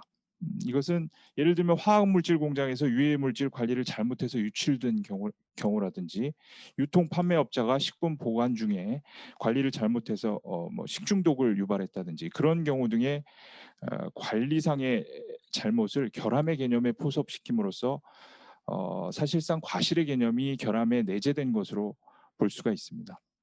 문제는 이 결함을 입증하는 문제인데 중대재해처벌법에는 제조물 책임법과 같은 그런 아까 말씀드린 결함의 존재나 인과관계에 대한 추정 규정이 명문화되어 있지 않습니다. 이에 따라서 이것을 어떻게 해결할 것인지가 관심이 되는데 명문화되기 전에 대법원 판례가 제조물 책임법에 대해서 명시하였던 그런 법리를 과연 판례에 따라서 판례에 의해서 형성할 것인지 아니면 또는 제조물 책임법의 그 규정을 준용할 것인지 아니면 또 반대로 이것은 중대재해처벌법은 안전보건 확보 의무라는 것에 방점을 둔 책임이기 때문에 뭐 독자적 법리로서 제조물 책임법과는 달리 이런 것을 추정할 수 없다는 법리가 형성될지는 쉽게 예측할 수는 없습니다. 다만 결함이 일단 인정되고 나면 아까 사회자께서 질문하셨지만 중대시민재해에 대해서도 제조물 책임과 같이 제조상의 과실이 없다는 점을 사업주 측에서 입증하더라도 면책되기는 어려울 것으로 보입니다. 그리고 안전보건 확보 의무 위반에 대한 면책 사유로서 별도로 규정되어 있는 부분이 있는데 법인 또는 기관이 해당 업무에 관하여 상당한 주의와 감독을 게을리하지 아니한 경우라는 규정이 있습니다만은 아까 이시원 변호사님께서 말씀하셨듯이 이 부분은 역시 면책되는 케이스가 쉽게 나오지는 않을 것으로 예상됩니다. 제조물 책임법상의 면책 사유 아까 말씀드린 뭐 과학기술 수준상으로 결함의 존재를 발견할 수 없었다는 사실을 입증한 경우에 면책된다 이런 규정이 과연 중대시민재해에 대해서도 준용될 것인지의 문제 이 부분도 역시 판례를 지켜봐야겠지만 명문 규정이 없는 이상 쉽게 준용되기 어려울 수 있다는 논리도 가능할 것으로 보입니다. 양 책임의 배상액을 살펴보면 제조물 책임은 두 가지 배상액이 있습니다. 일반적인 손해배상 책임, 손해액수 그대로 배상하는 책임이 있고 징벌적 손해배상으로서 결함을 알면서도 필요한 조치를 아니한 경우라는 특별한 요건이 충족되면 3배, 손해액의 3배까지 배상 책임을 지게 돼 있습니다. 반면에 중대시민재해는 더욱더 강화된 요건, 즉 안전보건 확보 의무의 위반과 중대한 과실이라는 요건이 충족되면 손해액의 5배까지 배상할 수 있도록 돼 있어서 역시 그 중대시민재해에서의 징벌적 손해배상은 5배의 그 배상액이 가장 큰 그런 데 큰 의미가 있다고 보이고요. 이렇게 3단계의 책임이 있다고 보시면 될 것 같습니다. 예, 감사합니다. 말씀하신 내용에 기초해 보면 결국 제조물 책임과 중대시민재해의 배상 책임은 독립적으로 병존할 수 있고 또 중첩적으로 적용될 수도 있다. 뭐 이렇게 이해가 되는데요. 기왕 얘기하시는 김에 조금 더 나아가서 질문을 해보면 만약에 제조물 책임도 인정되고 제조물의 결함도 인정되고 또 안전보건 확보 위반도 과실 책임도 인정되는 그런 사고가 있다고 했을 때 실제 손해배상 청구 소송에서 그러면 결론을 어떻게 내릴 것인가? 특히 이제 징벌적 손해배상 책임의 그 한도가 서로 다르다고 했는데 법원은 배상의 규모를 과연 어떻게 결정할 것인가 이 부분도 조금 더 설명해 주십시오. 예, 생명 신체에 대해서 손해가 발생하면 일단 그 동일한 손해에 대해서 여러 가지 청구권이 인정될 수 있습니다. 그것을 동일한 손해에 대한 청구권의 병존을 경합이라고 하는데요. 마치 뭐 동일한 손해에 대해서 채무불이행 책임을 물을 수도 있고 불법행위 책임을 물을 수도 있는 것과 마찬가지로 볼 수 있습니다. 이렇게 제조물 책임에 의한 손해배상 청구권과 중대 시민재해 책임에서의 손해배상 청구권은 경합해서 병존하는 것이기 때문에 손해배상 청구권자는 그 둘 중에 하나를 선택할 수 있고 다만 중첩적으로 행사해서 중복 배상을 받을 수는 없을 것으로 보입니다. 아까 그 말씀드린 세 가지 단계에 따라서 1배, 3배, 5배 이렇게까지 청구가 가능하기 때문에 원고의 입장에서는 청구 원인으로 가장 이제 규모가 큰 5배의 징벌적 손해배상 책임, 즉 중대 시민재해에 대한 청구를 주의적 청구로 내세우고 만약에 그 의무 위반과 중대한 과실을 입증하지 못할 경우를 대비해서 제일 예비적 청구로 제조물체계법상의 3배에 대한 징벌적 손해배상, 또 제2 예비적 청구로 모든 다른 요건이 충족되지 않을 경우를 대비해서 손해 그 자체를 청구하는 그런 어떤 주의적 청구와 예비적 청구의 관계로 청구할 가능성이 크고 법원은 그 세 가지 청구의 각각의 요건을 따져서 더 큰 청구가 인정되면 나머지 청구는 살피지 않고 배상 책임을 인정할 것으로 보입니다. 예, 그 3배 더하기 5배에서 8배 책임은 아니네요. 네, 그건 아닙니다. 아닐 것으로 보입니다. 예. 뭐 그러면 한번 또 다른 주제를 한번 다뤄보도록 하겠습니다. 그 아까 이제 강연에서 또 말씀을 하셨지만 이제 우리가 알기로는 이 법이 그 일종의 위험의 외주화를 뭐 방지하겠다 뭐 이런 목적도 굉장히 컸던 걸로 이해를 하고 있고, 근데 설명을 듣다 보니까 이 결국은 안전 보건 조치와 관련해서 보면 뭔가 이 전문성이 없는 회사가 A부터 Z까지 모든 관리 업무를 다 한다는 거 물리적으로 불가능하고, 그러면 일정 범위 내에서는 전문가에게 오히려 업무를 맡기는 것이 나중에 문제가 생겼을 때 법적 책임을 완화하는데 오히려 도움이 되는 거 아니냐. 즉 위험을 외주화를 적극적으로 하는 게 회사의 책임을 좀 덜 수 있는 거 아니냐라는 의문도 생길 수 있을 것 같습니다. 뭐 사전 질문도 그렇고 뭐 지금 이 청중들께서 질문하시는 것도 보면 비슷한 사례에 대한 질문이 많은 것 같은데 한번 예를 들어서 저희가 한번 여쭤보겠습니다. 그 예를 들면 자신 소유 건물에서 백화점을 운영하는 A라는 업체가 있는데 그 엘리베이터 관리 유지를 전문업체인 B사에게 위탁을 했다. 이런 상황에서 엘리베이터 고장이 나서 여러 명의 고객이 다치는 사고가 발생했을 때, 그러면 전적으로 업무를 B사에게 위탁한 A사는 중대 시민재해로 인한 민사상 책임을 과연 지느냐, 그리고 어떤 경우에 그러면 A사의 민사상 책임이 발생한다고 볼 수 있느냐, 이거를 이재근 변호사님이 한번 조금 더 설명을 해주시죠.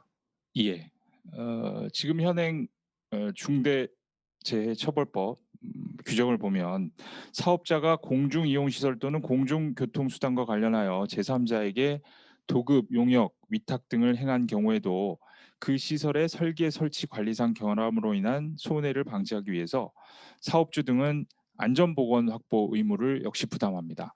그 의무를 고의 중과실로 위반해서 손해가 발생한 경우에는 역시 중대시민재해로 인정돼서 징벌적 손해배상 책임을 부담하게 됩니다. 다만 단서 규정이 중요한데 사업주나 법인이 그 시설 장비 장소 등에 대해서 실질적으로 지배 운영 관리하는 책임이 있는 경우에 한정하여 이러한 도급 용역 위탁의 경우에도 사업주가 책임을 진다, 이렇게 규정되어 있습니다. 따라서 관건은 사업주나 법인이 실질적으로 그곳을 지배 운영 관리하는 책임이 있는지에 달려 있을 것으로 보입니다.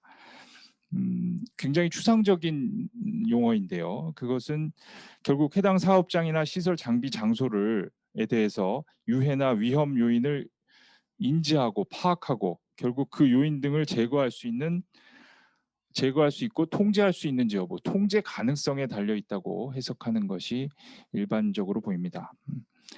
아까 말씀하신 사안에서 백화점과 엘리베이터 관리 업체의 관계를 보면 백화점이 엘리베이터 관리 업체에게 일반적인 유지 관리 보수를 위탁하였을 것으로 보이는데, 그 경우에도 결국은 경제적 이익의 귀속 주체는 백화점이고 일반 고객들은 엘리베이터를 이용해서 그 장소 안에 있는 엘리베이터를 이용해서 백화점을 이용하는 것이고, 평소에 그 장소 전체에 대한 지배 관리를 백화점이 하고 있다고 보아야 할 것 같습니다. 더군다나 현행 법령 중에 승강기 안전관리법에는 승강기 소유자를 관리 주체로 규정하고 여러 가지 의무를 부여하고 있기도 합니다. 이런 여러 가지를 종합했을 때 결국 백화점이 실질적으로 엘리베이터에 대해서 지배 운영 관리를 부정하기는 어려울 것으로 보입니다. 그렇다면 결국 안전보건 확보 의무를 이행했는지 여부에 따라서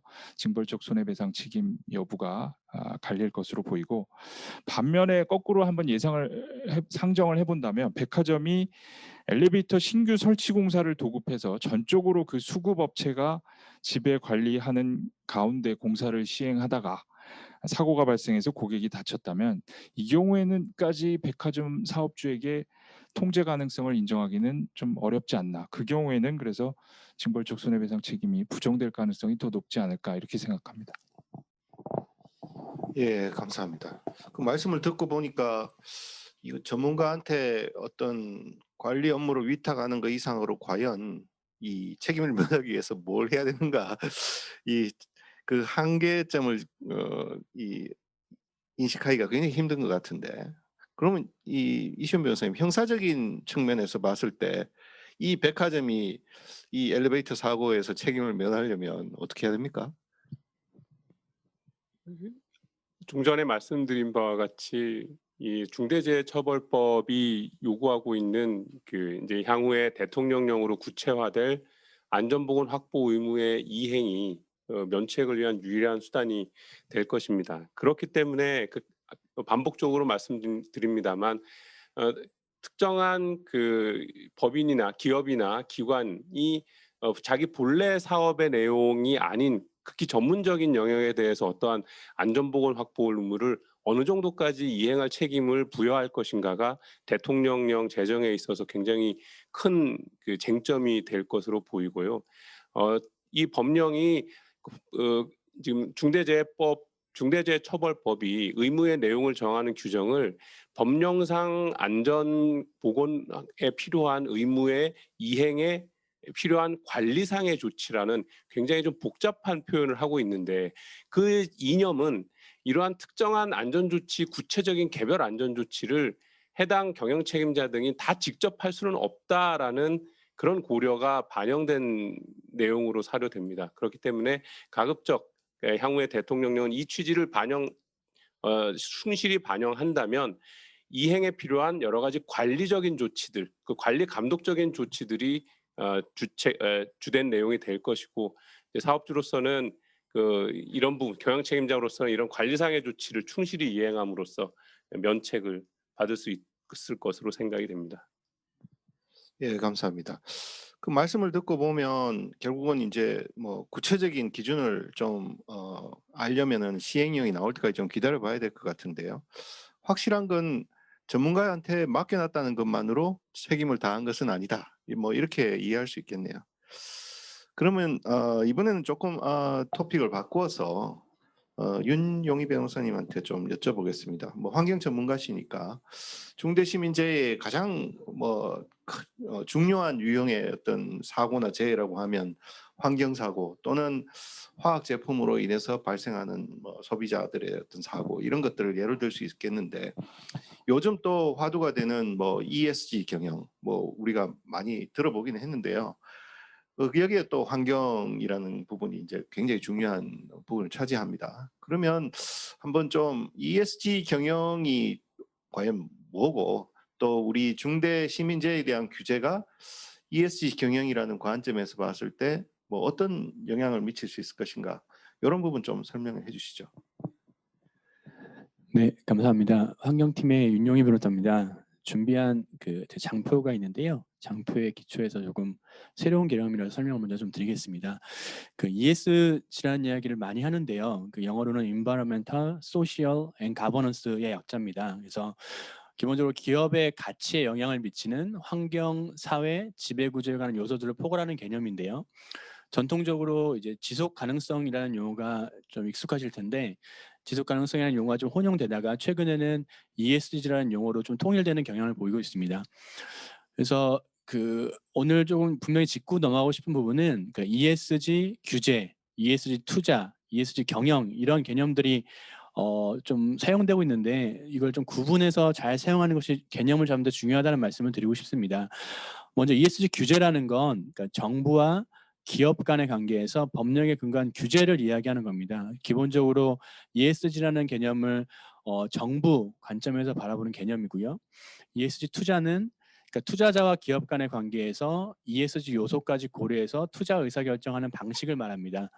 ESG라는 개념을 투자자 어떤 관점에서 투자자의 주체에서 이제 바라보는 개념이고요. 마지막으로 이제 기업 입장에서는 ESG 경영이라는 말을 더 많이 쓰실 텐데요. 앞서 말씀드린 ESG 규제하고 ESG 투자라는 측면까지 모두 이제 고려해서 이런 제반 ESG 요소들을 적극 고려하는 새로운 기업 경영 방식이다라고 정리할 수 있을 것이고 ESG라는 개념을 어쨌든 기업의 관점에서 좀 정리한 용어다라고 이해할 수 있을 겁니다. 그래서 이런 ESG 규제, 투자, 경영이라는 관점을 가지고 어쨌든 이 ESG라는 각 플레이어들 사이에 어떻게 이제 서로 주고받는지 역할과 책임이 무엇인지를 또 다른 장표를 통해서 좀 설명을 드리면 이해하시는 데 좋을 것 같습니다. 보시면 일단 좌측에는 이제 지금 웨비나를 듣고 계시는 각 기업, 회사라고 보시면 됩니다. 이사회를 중심으로 이제 회사를 경영하는 이제 조직이 있고요. 그래서 ESG 경영을 이제 실천해야 되는 기업의 입장이 있습니다. 우측에는 ESG 책임 투자 또는 ESG 투자를 이제 실행해야 되는 이제 투자자가 존재하고 있습니다. 대표적으로 국민연금이나 블랙락이 많이 언급이 되고 있고요. 또 다른 이제 플레이어로서는 좌측 상단에 있는 이제 정부를 고려해야 됩니다. 뭐 환경부, 공정위 등 규제 기관이 한 사이드이고 또 이제 한국거래소가 있고요. 그다음에 이제 우측 상단을 보시면 소비자 단체, 임직원, 협력사, 뭐 NGO까지 이 ESG라는 개념에서 중요한 플레이어로서 논의가 되고 있습니다. 중간에 보시면 이제 ESG 평가사가 나옵니다. ESG 평가사는 각 기업의 이제 ESG 퍼포먼스를 평가해서 레이팅을 하는 기관입니다. 뭐 A부터 점수하는 기관도 있고 1점부터 뭐 10점까지 점수를 부여하는 기관들도 있는데 뭐 글로벌한 평가사도 있고 한국에서 또 활동하는 평가사들도 있습니다. 그리고 우측에 의결권 자문사도 존재하고요. 이와 같은 이제 다양한 플레이어들 사이에 이제 ESG라는 개념을 가지고 어떻게 이제 논의가 이루어진지를 말씀을 드리겠습니다. 기존에는 과거에는 ESG 규제 좌측 상단에 있는 정부와 기업 간의 정부가 행정청이 주도권을 갖고 있는 ESG 규제라는 개념이 중요했고 이 ESG 규제에 대응해서 기업 입장에서는 컴플라이언스를 잘 준수하기 위해서 법을 잘 지키고 컴플라이언스 시스템을 잘 준비해 왔던 것이 기존의 어떤 메커니즘이라 할 수 있습니다. 그런데 뭐 길게는 약 15년 전에 이제 국제사회에서 ESG라는 개념이 국제 규범에 들어오고 최근에 이런 그런 국내 국제적인 규범들이 많이 강화되면서 이제 ESG 투자라는 개념들이 이제 많이 들어옵니다. 무슨 말씀이냐면 이제 ESG 그러니까 투자자들이 기업에 대해서 투자를 할 때 과거에는 단순히 재무제표만 봤다면 이제는 기업의 가치에 전통적인 그러니까 어떤 재무 지표뿐만 아니라 ESG 각각의 요소들까지도 기업의 가치에 영향을 미치고 그것이 나중에 기업이 어떤 투자자들에게 이제 수익을 돌려주는 데 있어 영향을 미친다는 개념이 자리 잡고 관련 연구 결과도 많이 나오면서 이제는 ESG 그러니까 투자자들이 ESG라는 개념을 근거로 이제 회사들한테 다양한 요구들을 하게 됩니다. 그 수단으로서는 뭐 주주 관여나 소송일 텐데요. 그 내용을 보면 대표적으로 기업에 대해서 너희들 글로벌 공시 기준에 따른 공시를 해라. 지금 한국법에는 E나 S에 관해서 공시가 의무화되어 있지 않지만 내가 당신 기업에 투자하기 위해서는 선결 조건으로 공시하는 기업에 투자할 테니까 공시해라라고 요구하는 경우가 있고 또 하나 예를 들면 나는 ESG 경영을 적극적으로 실천하는 기업에 대해 투자하고 싶다. 따라서 탄소 저감 관련해서 올해 연말까지 대책을 이사 단계에서 수립하고 우리한테 보고해달라. 또는 공급선이나 너희들 지배구조 관련해서 좀 미비한 부분들이 있는데 그런 부분에서 개선하고 우리한테 보고해달라라는 요구들이 많아지고 있고 굉장히 일반화되고 있습니다.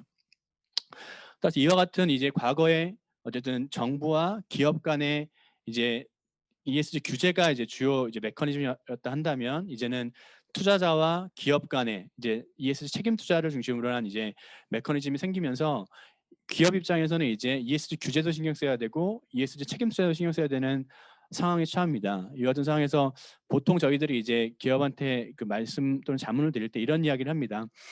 일단 출발점은 ESG 규제 또는 ESG 요소에 대해서 철저히 분석하는 것에서 출발해야 된다. 그래서 그 리스크를 평가하고 감독하는 시스템을 잘 준비하셔야 되고 또 하나 중요한 것이 그 당의 기업, 우리 기업이 공시 기준이 여러 국제적인 공시 기준들이 있습니다. 어떤 공시 기준에 따라서 우리가 공시할 것인지 결정해야 되고 그리고 우리를 레이팅하는 기관들 중에 어떤 평가사한테 찾아가서 우리 평가 받을 것인지도 이제 분석하고 유리한 어떤 공시 기준, 평가 기준을 찾아야 되는 문제가 있습니다.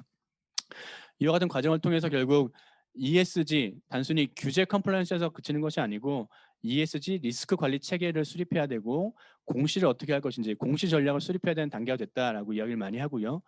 이에 대응해서 기업의 R&R도 좀 바뀔 필요가 있다. 뭐 대표적으로 얘기 나오는 것이 C레벨에서 이사회 어떤 레벨에서 ESG 경영을 전담하는 조직을 만들어야 된다는 이야기도 많이 말씀을 드리고 또 하나 그 밑단에 있는 뭐 각 팀들 예를 들어 환경, 법무, IR 이런 팀들이 과거에는 ESG 규제만 문제됐을 때는 뭐 별개로 돌아가도 크게 문제가 없었다면 이제는 ESG 규제와 ESG 투자까지 고려해야 되는 ESG 경영 이제 메커니즘 내에서는 어떻게 보면 같이 융합적으로 이제 팀이 움직여야 되는 상황이다라는 점을 강조를 드립니다. 따라서 이와 같은 것이 가능할 때 결국은 저희가 각 기업에 대해서 결국 각 개별 기업마다 ESG 스토리를 만들어야 한다는 말씀을 많이 드리는데요. 뭐 각 기업의 원료 공급, 제품 제조, 그 다음에 소비자한테 판매하는 그 모든 과정이 ESG라는 큰 스토리 라인에 맞춰서 정립될 필요가 있다는 이야기 많이 합니다. 그래서 결국은 각 기업들이 ESG 스토리에 기초한 일관된 메시지를 만들어라는 말씀을 드리고 이것들이 가능할 때 결국은 주주나 이해관계인, 정부와 효과적인 소통이 가능하고 이와 같은 것들이 가능할 때 뭐 예를 들어서 지금 말씀드린 것을 사실 실패할 때는 뭐 오늘 자세히 말씀드릴 건 아니지만 뭐 불성실 공시라든지 허위 과장 표시 광고로 인해서 정부로부터 처벌도 받을 수 있고 또 하나 잘못된 정보 제공을 해서 소비자나 소비자 단체, 투자자로부터 소송도 당할 수 있는데 이런 것들도 같이 피할 수 있다는 얘기를 같이 말씀을 드립니다. 그래서 어떻게 보면 지금까지 말씀드린 것이 ESG 경영의 어떤 개념이 있고요. 이 그러니까 개념의 근거에서 그 두 번째 질문해 주신 부분을 말씀을 드리겠습니다. 이제 중대 시민재해 규제가 새롭게 들어왔습니다. 새롭게 들어왔는데 이 중대 시민재해라는 규제라는 부분은 이 S 중에서 S에 해당할 것으로 됩니다. 전통적으로 이제 소시얼 분야에서는 뭐 대표적으로 공정거래, 제품 안전, 소비자 보호, 그리고 세 번째 산업 안전 중대 재해 등이 논의가 많이 됐는데 이 중에서 이제 산업 안전 또는 중대 재해 요소로서 이제 S 분야로서 중요한 그 요소로 자리매김할 것으로 보이고요.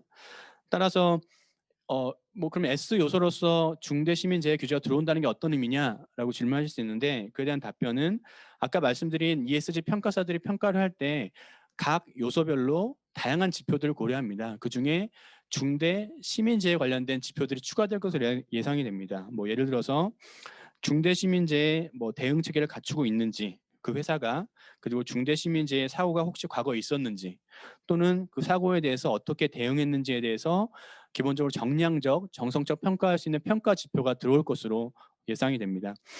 좀 더 구체적인 사례로 좀 말씀을 드리면 최근에 이제 국내 이제 평가 업무를 담당하시는 분한테 들은 이야기가 있는데 뭐 예를 들면 뭐 한 30개 지표에 대해서 정량적인 평가를 주로 합니다. 한 다음에 거의 마지막 단계에서 정성적 평가를 한다고 합니다. 무슨 얘기냐면 이제 위원들이 모여서 이 기업에 대해서 제대로 된 평가가 됐는지 서로 의견을 교환하는데 그 중에 중요한 부분 중에 하나가 최근에 관심이 많은 어떤 규제 이슈에 대해서 사고가 있었는지를 고려한다고 합니다. 그래서 우리 지금 문제되고 있는 사례로 돌아온다면 만약에 당해 기업에 대해서 다른 정량적인 요소나 이런 평가들이 좋았는데 뭐 최근에 뭐 6개월 전에 중대 시민재해 사고가 생겨서 문제가 있었다고 한다면 정량적인 요소가 좋았음에도 불구하고 마지막에 어떤 정성적 평가를 하면서 점수가 조정당할 수 있는 그런 어떤 경향이나 어떤 분위기도 있다고 들었는데 이런 것들이 어떤 기업들에게 시사하는 바가 크다고 생각합니다. 네, 이 정도 말씀을 드리겠습니다. 예.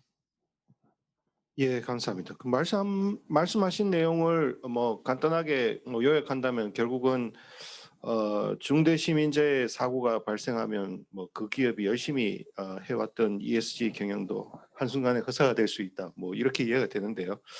결국 저희 고객 중에서도 원래 또는 장기간의 어떤 목표로 비전으로 ESG 경영을 내세우시는 또 그렇게 하기로 추구하기로 한 그런 기업들이 많은 걸로 알고 있는데 그런 기업들의 경우에는 중대 시민재해에 대한 대책에 관해서 각별한 관심과 주의를 기울여야 된다. 뭐 이렇게 이해할 수 있겠네요. 그러면 한 가지만 더 좀 환경적 측면에서 한번 여쭤보고 싶은데 특히 환경사고 아까 뭐 일단 발생하면 굉장히 큰 문제가 될 수 있는 사고인데요.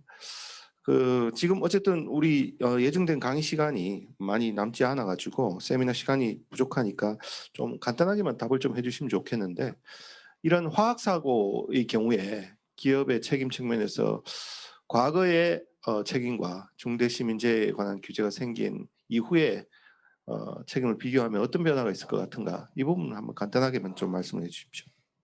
네. 간단히 말씀드리겠습니다. 일단은 이 장표는 발표자께서 사용했던 장표를 제가 가져온 건데요. 뭐 사실은 그 차이 관련해서는 제가 하이라이트하는 부분이 일단은 기본적인 차이일 것으로 보입니다. 뭐 안전보건 확보 의무가 새롭게 위반 여부가 이제 평가 판단 기준으로 들어왔고요. 그에 따라서 형사 책임이 경영 책임자 등에까지 확대될 수 있고, 그리고 이제 일정한 요건이 되면 이제 징벌적 손해배상이 들어온다라는 이제 내용을 전후로 비교할 수 있는데요. 이 부분은 지금까지 설명드린 내용 어떻게 보면 평면적인 비유이고 제가 지금 좀 강조해서 간단히 또 마지막으로 말씀드리고 싶은 것은 좀 이제 환경법상 기존의 이제 규제와 중대시민재해 규제가 어떻게 연결되는지에 대해서 좀 더 고민할 필요가 있다는 부분을 말씀을 드리고 싶습니다. 무슨 말씀이냐면 이제 인명 피해가 발생하고 뭐 이제 이에 더해서 환경 보호나 확보 의무 위반이 인정되면 지금 말씀드린 것처럼 경영 책임자 형사처벌 등 여러 가지 이슈가 생기기 때문에 기업으로서는 뭐 과거에 기존 해왔던 뭐 화학물질 관리법을 비롯한 화학물질 관련 규제를 더욱 철저히 지켜야 하는 요인이 생겼고, 또 하나 사고 대응 매뉴얼 등 컴플라이언스 시스템을 구축함에 있어서 이제는 중대재해처벌법상 안전보건 확보 의무의 내용을 함께 고려하는 하는 상황이 되었다는 점을 으로 요약을 할 수 있습니다. 근데 이거에 대해서 좀 예를 들어 설명을 드리고 싶은 내용은 뭐냐면 실제 사례가 이럴 것 같습니다. 저도 이제 환경 사고가 발생한 사례에 대해서 이제 대응을 해보면 예를 들어 보겠습니다. 이제 중대재해처벌법이 발효가 되고 인명 피해가 발생했다고 하면은 여러 가지 이제 다투어지겠지만 기본적으로는 가장 중요한 것이 안전보고 확보 의무를 위반했는지일 겁니다. 그런데 또 하나 그 전에 다투어질 것이 그러면 그 사안에서 안전보건 확보 의무의 내용이 무엇인지에 대해서 이제 다투어질 텐데요. 앞서 여러 변호사님께 말씀해 주셨지만 이제 하위 법령에서 어떻게 규제해야 될지에 대해서 규제하는 것에 따라 달라지긴 하겠지만 안전보건 확보 의무의 내용 중 중요한 부분이 행정청에서는 아마 기존에 전통적으로 존재했던 환경법상 각 의무의 내용을 가져올 것으로 보입니다. 따라서 결국 환경법상 규제 의무를 만약에 준수하지 않았다면 행정청 입장에서는 너희들 안전보건 확보 의무를 위반했다라는 어떤 중요한 징표로서 활용할 수 있다는 부분들 좀 저희가 주의할 필요가 있을 것으로 보이고요. 따라서 결국 이제 환경법상 의무를 준수했고 관련해서 뭐 컴플라이언스 시스템을 잘 이행했다는 점이 단순히 과거의 기존의 환경법상 기존 책임을 면하는 결과에 더해서 이제는 중대재해처벌법에 따른 안전보건 확보 의무를 다했다는 주장과 연결된다는 어떤 컨셉을 가지고 대응하는 것이 중요하고, 이와 같은 배경에서 결국 예방적 환경 컴플라이언스 시스템을 제대로 이제 준비하는 것이 중대재해처벌법까지 같이 고려해서 준비하는 것이 중요해졌다는 점을 말씀드리고 싶습니다. 예, 감사합니다. 오늘 세미나 예정했던 시간이 다 되어가는 관계로 마지막으로 이 컴플라이언스 쪽 주제를 가지고 간단하게만 좀 질의응답을 좀 해보고 마무리를 할까 합니다. 오래 기다리셨는데 김익현 변호사님, 아까 강의에서 중대 시민재해에 대한 뭐 대응책으로 소비자 대응, 뭐 소비자 보호 측면에서의 업무의 중요성을 강조를 하셨는데, 이게 왜 중요하고 또 이 소비자 대응 측면에서 어떤 대책을 서둘러 강구할 필요가 있는지 이 부분을 좀 설명을 해주시죠. 예. 중대산업재해와 비교를 해보면 될 것 같은데요.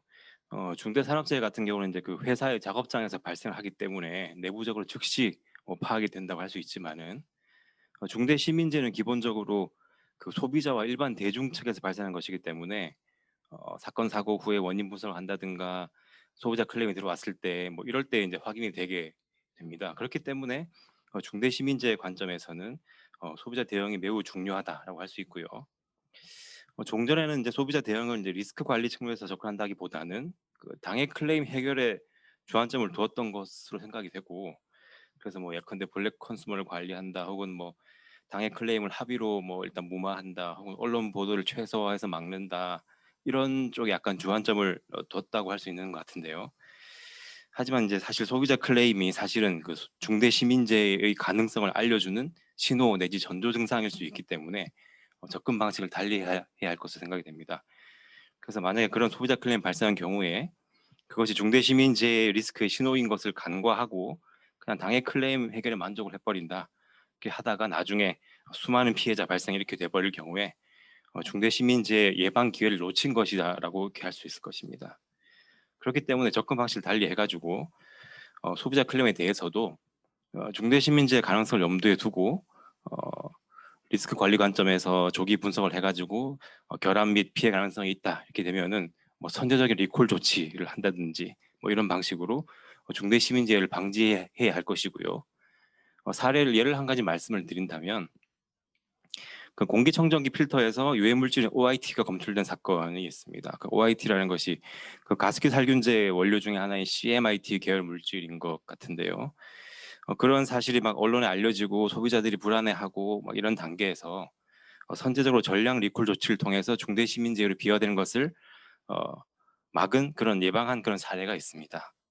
만약에 이런 사건에서 뭐 언론 보도를 최소화시키고 사회적으로 이슈되는 것을 막고 뭐 인체 유해성이 없다는 것을 주장만 하기만 급급했다 이렇게 되었다면은 나중에 이제 이런 중대 시민재해가 발생했을 때 결국 결과적으로 그 리스크 관리에 실패한 것이 될 것이다라고 말할 수 있을 것입니다. 이런 측면에서 그 소비자 대응이나 뭐 언론 대응을 다 포함해가지고 그런 소비자 대응 업무 자체의 목적이나 절차 또는 매뉴얼을 다 재정비할 필요가 있을 것으로 보이고요. 담당 부서 역할도 그러한 관점에서 새롭게 정립해야 될 것이다. 그리고 뭐 필요하다면 조직 개편도 해야 될 것이다 생각이 되고, 뭐 이런 관점에서 직원 교육도 강화할 필요가 있다 이렇게 생각이 됩니다. 예, 말씀하신 걸 들어보면 뭐 많은 기업들이 사실 이 소비자 대응이나 소비자 관리 또는 애프터 서비스 뭐 이런 업무들을 사실 외주를 하는 경우도 굉장히 많고, 또 사내에서 굉장히 어떻게 보면은 중요하지 않은 부서 취급을 하는 경우도 굉장히 많은데, 이 부분에 대해서 아주 시각을 다시 해야 되겠다 뭐 이런 느낌이 좀 드네요. 전면적으로 소비자 관리나 대응에 대해서 기업들이 좀 재검토를 해봐야 되지 않을까 싶습니다. 마지막으로 한 가지만 더 여쭤보면, 뭐 중대 시민재해를 잘 예방할 수 있으면 제일 좋겠지만, 이런 중대 시민재해가 발생했거나 아니면 중대 시민재해로 비화될 수 있는 어떤 사고가 발생했다 했을 때 위기 관리 측면에서도 회사의 어떤 대응책이라는 측면이 굉장히 중요할 것 같은데, 회사들은 그러면 이런 위기 관리 대책 측면에서 뭐 대관이나 언론 대응, 법무 대응 이런 것들에 관해서 어떤 준비들을 미리 해놓으면 도움이 될까요? 네, 말씀하신 것처럼 이제 중대 시민재해 예방뿐만 아니라 이제 발생 시의 대응 역시 매우 중요한 문제입니다. 물론 이제 중대 시민재해는 이제 개념상 피해자가 회사 외부인, 이제 소비자 및 일반 대중 측인데요. 그렇긴 하지만은 그 회사의 위기 관리 문제에 준해서 혹은 회사 위기 관리 중에 중요한 한 유형으로 접근해야 할 것으로 생각이 됩니다. 왜냐하면은 앞서 말씀드린 대로 그런 중대 시민재해 발생 시에는 그 회사의 사업 손익이나 경영 전반에 큰 영향을 미치고 기업 이미지에 심각한 타격을 미치고 또 대표이사 구속 시 경영 공백 우려 이런 일이 다 벌어지기 때문에 뭐 이건 이제 위기 관리의 한 유형이다라고 봐야 될 것으로 생각이 되고요. 그렇기 때문에 종전 위기 관리와 동일한 그런 관점과 동일한 프로세스로 철저한 대응이 필요하다라고 생각이 됩니다. 그리고 시계열적 프로세스 그리고 그 각 역할별 대응 차원에서 A 프로세스를 동시에 성공적으로 수행을 해야 된다라고 할 수 있을 것으로 생각이 되고요. 뭐 시기열적으로 아까 앞서 말씀드린 것처럼 뭐 사실관계 파악, 증거 수집, 원인 분석, 적용 법령 확인, 책임 주체 확인, 그다음에 소명 준비, 이제 수사 대응, 그다음 뭐 이런 것들을 이제 시간 순서대로 대응을 해야 될 것인데요. 이제 이와 동시에 피해자 및 유족과 합의나 뭐 피해 보상 혹은 뭐 환경부, 법무부, 국토부, 국토교통부 등 유관기관 대응이라든지 혹은 소비자 단체나 정당 등 또 유관 단체 대응, 또 언론 대응, 혹은 또 즉각적인 리콜 조치를 비롯한 그런 사태 수습 방안 뭐 이런 것들을 아까 말씀드린 각 시계열적 단계에서 필요한 범위에서 동시에 진행을 해야 된다라고 할 수 있겠습니다. 만약에 실제로 이런 대응 방안 준비가 안 되어 있는 상황에서 사고가 발생을 하면 사실 이런 대응에 있어 가지고 많이 우왕좌왕하게 되고 또 중요한 것을 놓치게 되기도 하고 또 일관되지 못한 대응을 하거나 혹은 또 사회적으로 부적절한 어떤 입장 표명하는 등 여러 가지 그런 전략적 실패가 발생할 수 있습니다. 그렇기 때문에 기존의 그런 중대산업재해 위주의 그런 위기 대응 매뉴얼뿐만 아니라 거기에 더해서 중대시민재해에 특화된 그런 위기 대응 매뉴얼을 마련해 두어야 한다고 생각이 되고요. 그럼 위기 발생 시에 컨트롤 타워 그리고 하위 업무 분장을 새롭게 확정을 해둬야 될 것이고 또 중대시민재해 같은 경우는 이제 산업재해와 달리 이런 업무들이 여러 부서들에게 다 나눠 흩어져 있는 경우가 많기 때문에 이런 위기 관리 관점에서 관련 부서나 업무의 관계 재정비도 매우 중요하다고 할 수 있겠습니다. 또 중대시민재해 발생 시 이제 위기 대응 업무와 내용의 유의점 등에 대해서 뭐 확실한 이해 및 교육을 계속 이제 유지해야 될 것이고요. 또 평상시에도 이제 유사한 사례에 대해서 어떤 그 유관기관 혹은 검찰 법원의 입장이나 또 제재 동향에 대해서 상시적인 모니터링 또한 계속 이제 해 나가야 된다. 뭐 이런 생각이 듭니다. 네, 감사합니다. 그 말씀을 듣다 보니까 이 뭐 컴플라이언스 관련된 업무를 전문적으로 다루는 제 입장에서도 굉장히 많은 이슈들과 또 많은 뭐 대응책들에 대해서 여러 가지 생각들이 떠오르는데요. 또 지금 우리 청중들 여러분들께서도 뭐 여러 가지 질문들을 많이 주고 계신다고 합니다.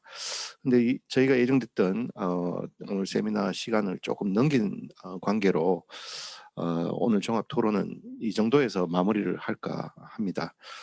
그 모두에 말씀드렸듯이 그 여러분들이 주신 질문들에 대해서는 저희가 잘 검토해서 또 다른 세미나나 또 고객 자문 시에 충분히 반영하도록 하겠습니다.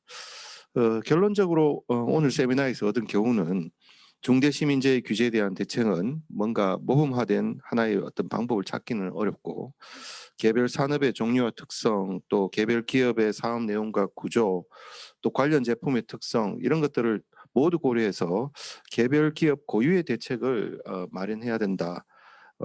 라는 것이 되지 않을까 싶습니다. 그 저희와 보다 좀 구체적인 대책에 대해서 논의를 해보고 싶으신 분들은 저나 오늘 수고하신 다른 패널들 중 누구에게나 연락을 주시면 저희가 성실히 상담에 응해드리도록 하겠습니다. 그럼 저희는 다음 세미나 또는 다른 기회에 고객 여러분들을 만나 뵙기를 기대하면서 오늘 세미나를 마치겠습니다. 수고해 주신 패널 여러분들 감사합니다. 그리고 마지막까지 경청해 주신 모든 고객들께 감사드립니다. 오늘 남은 하루 즐겁게 마무리하십시오. 감사합니다.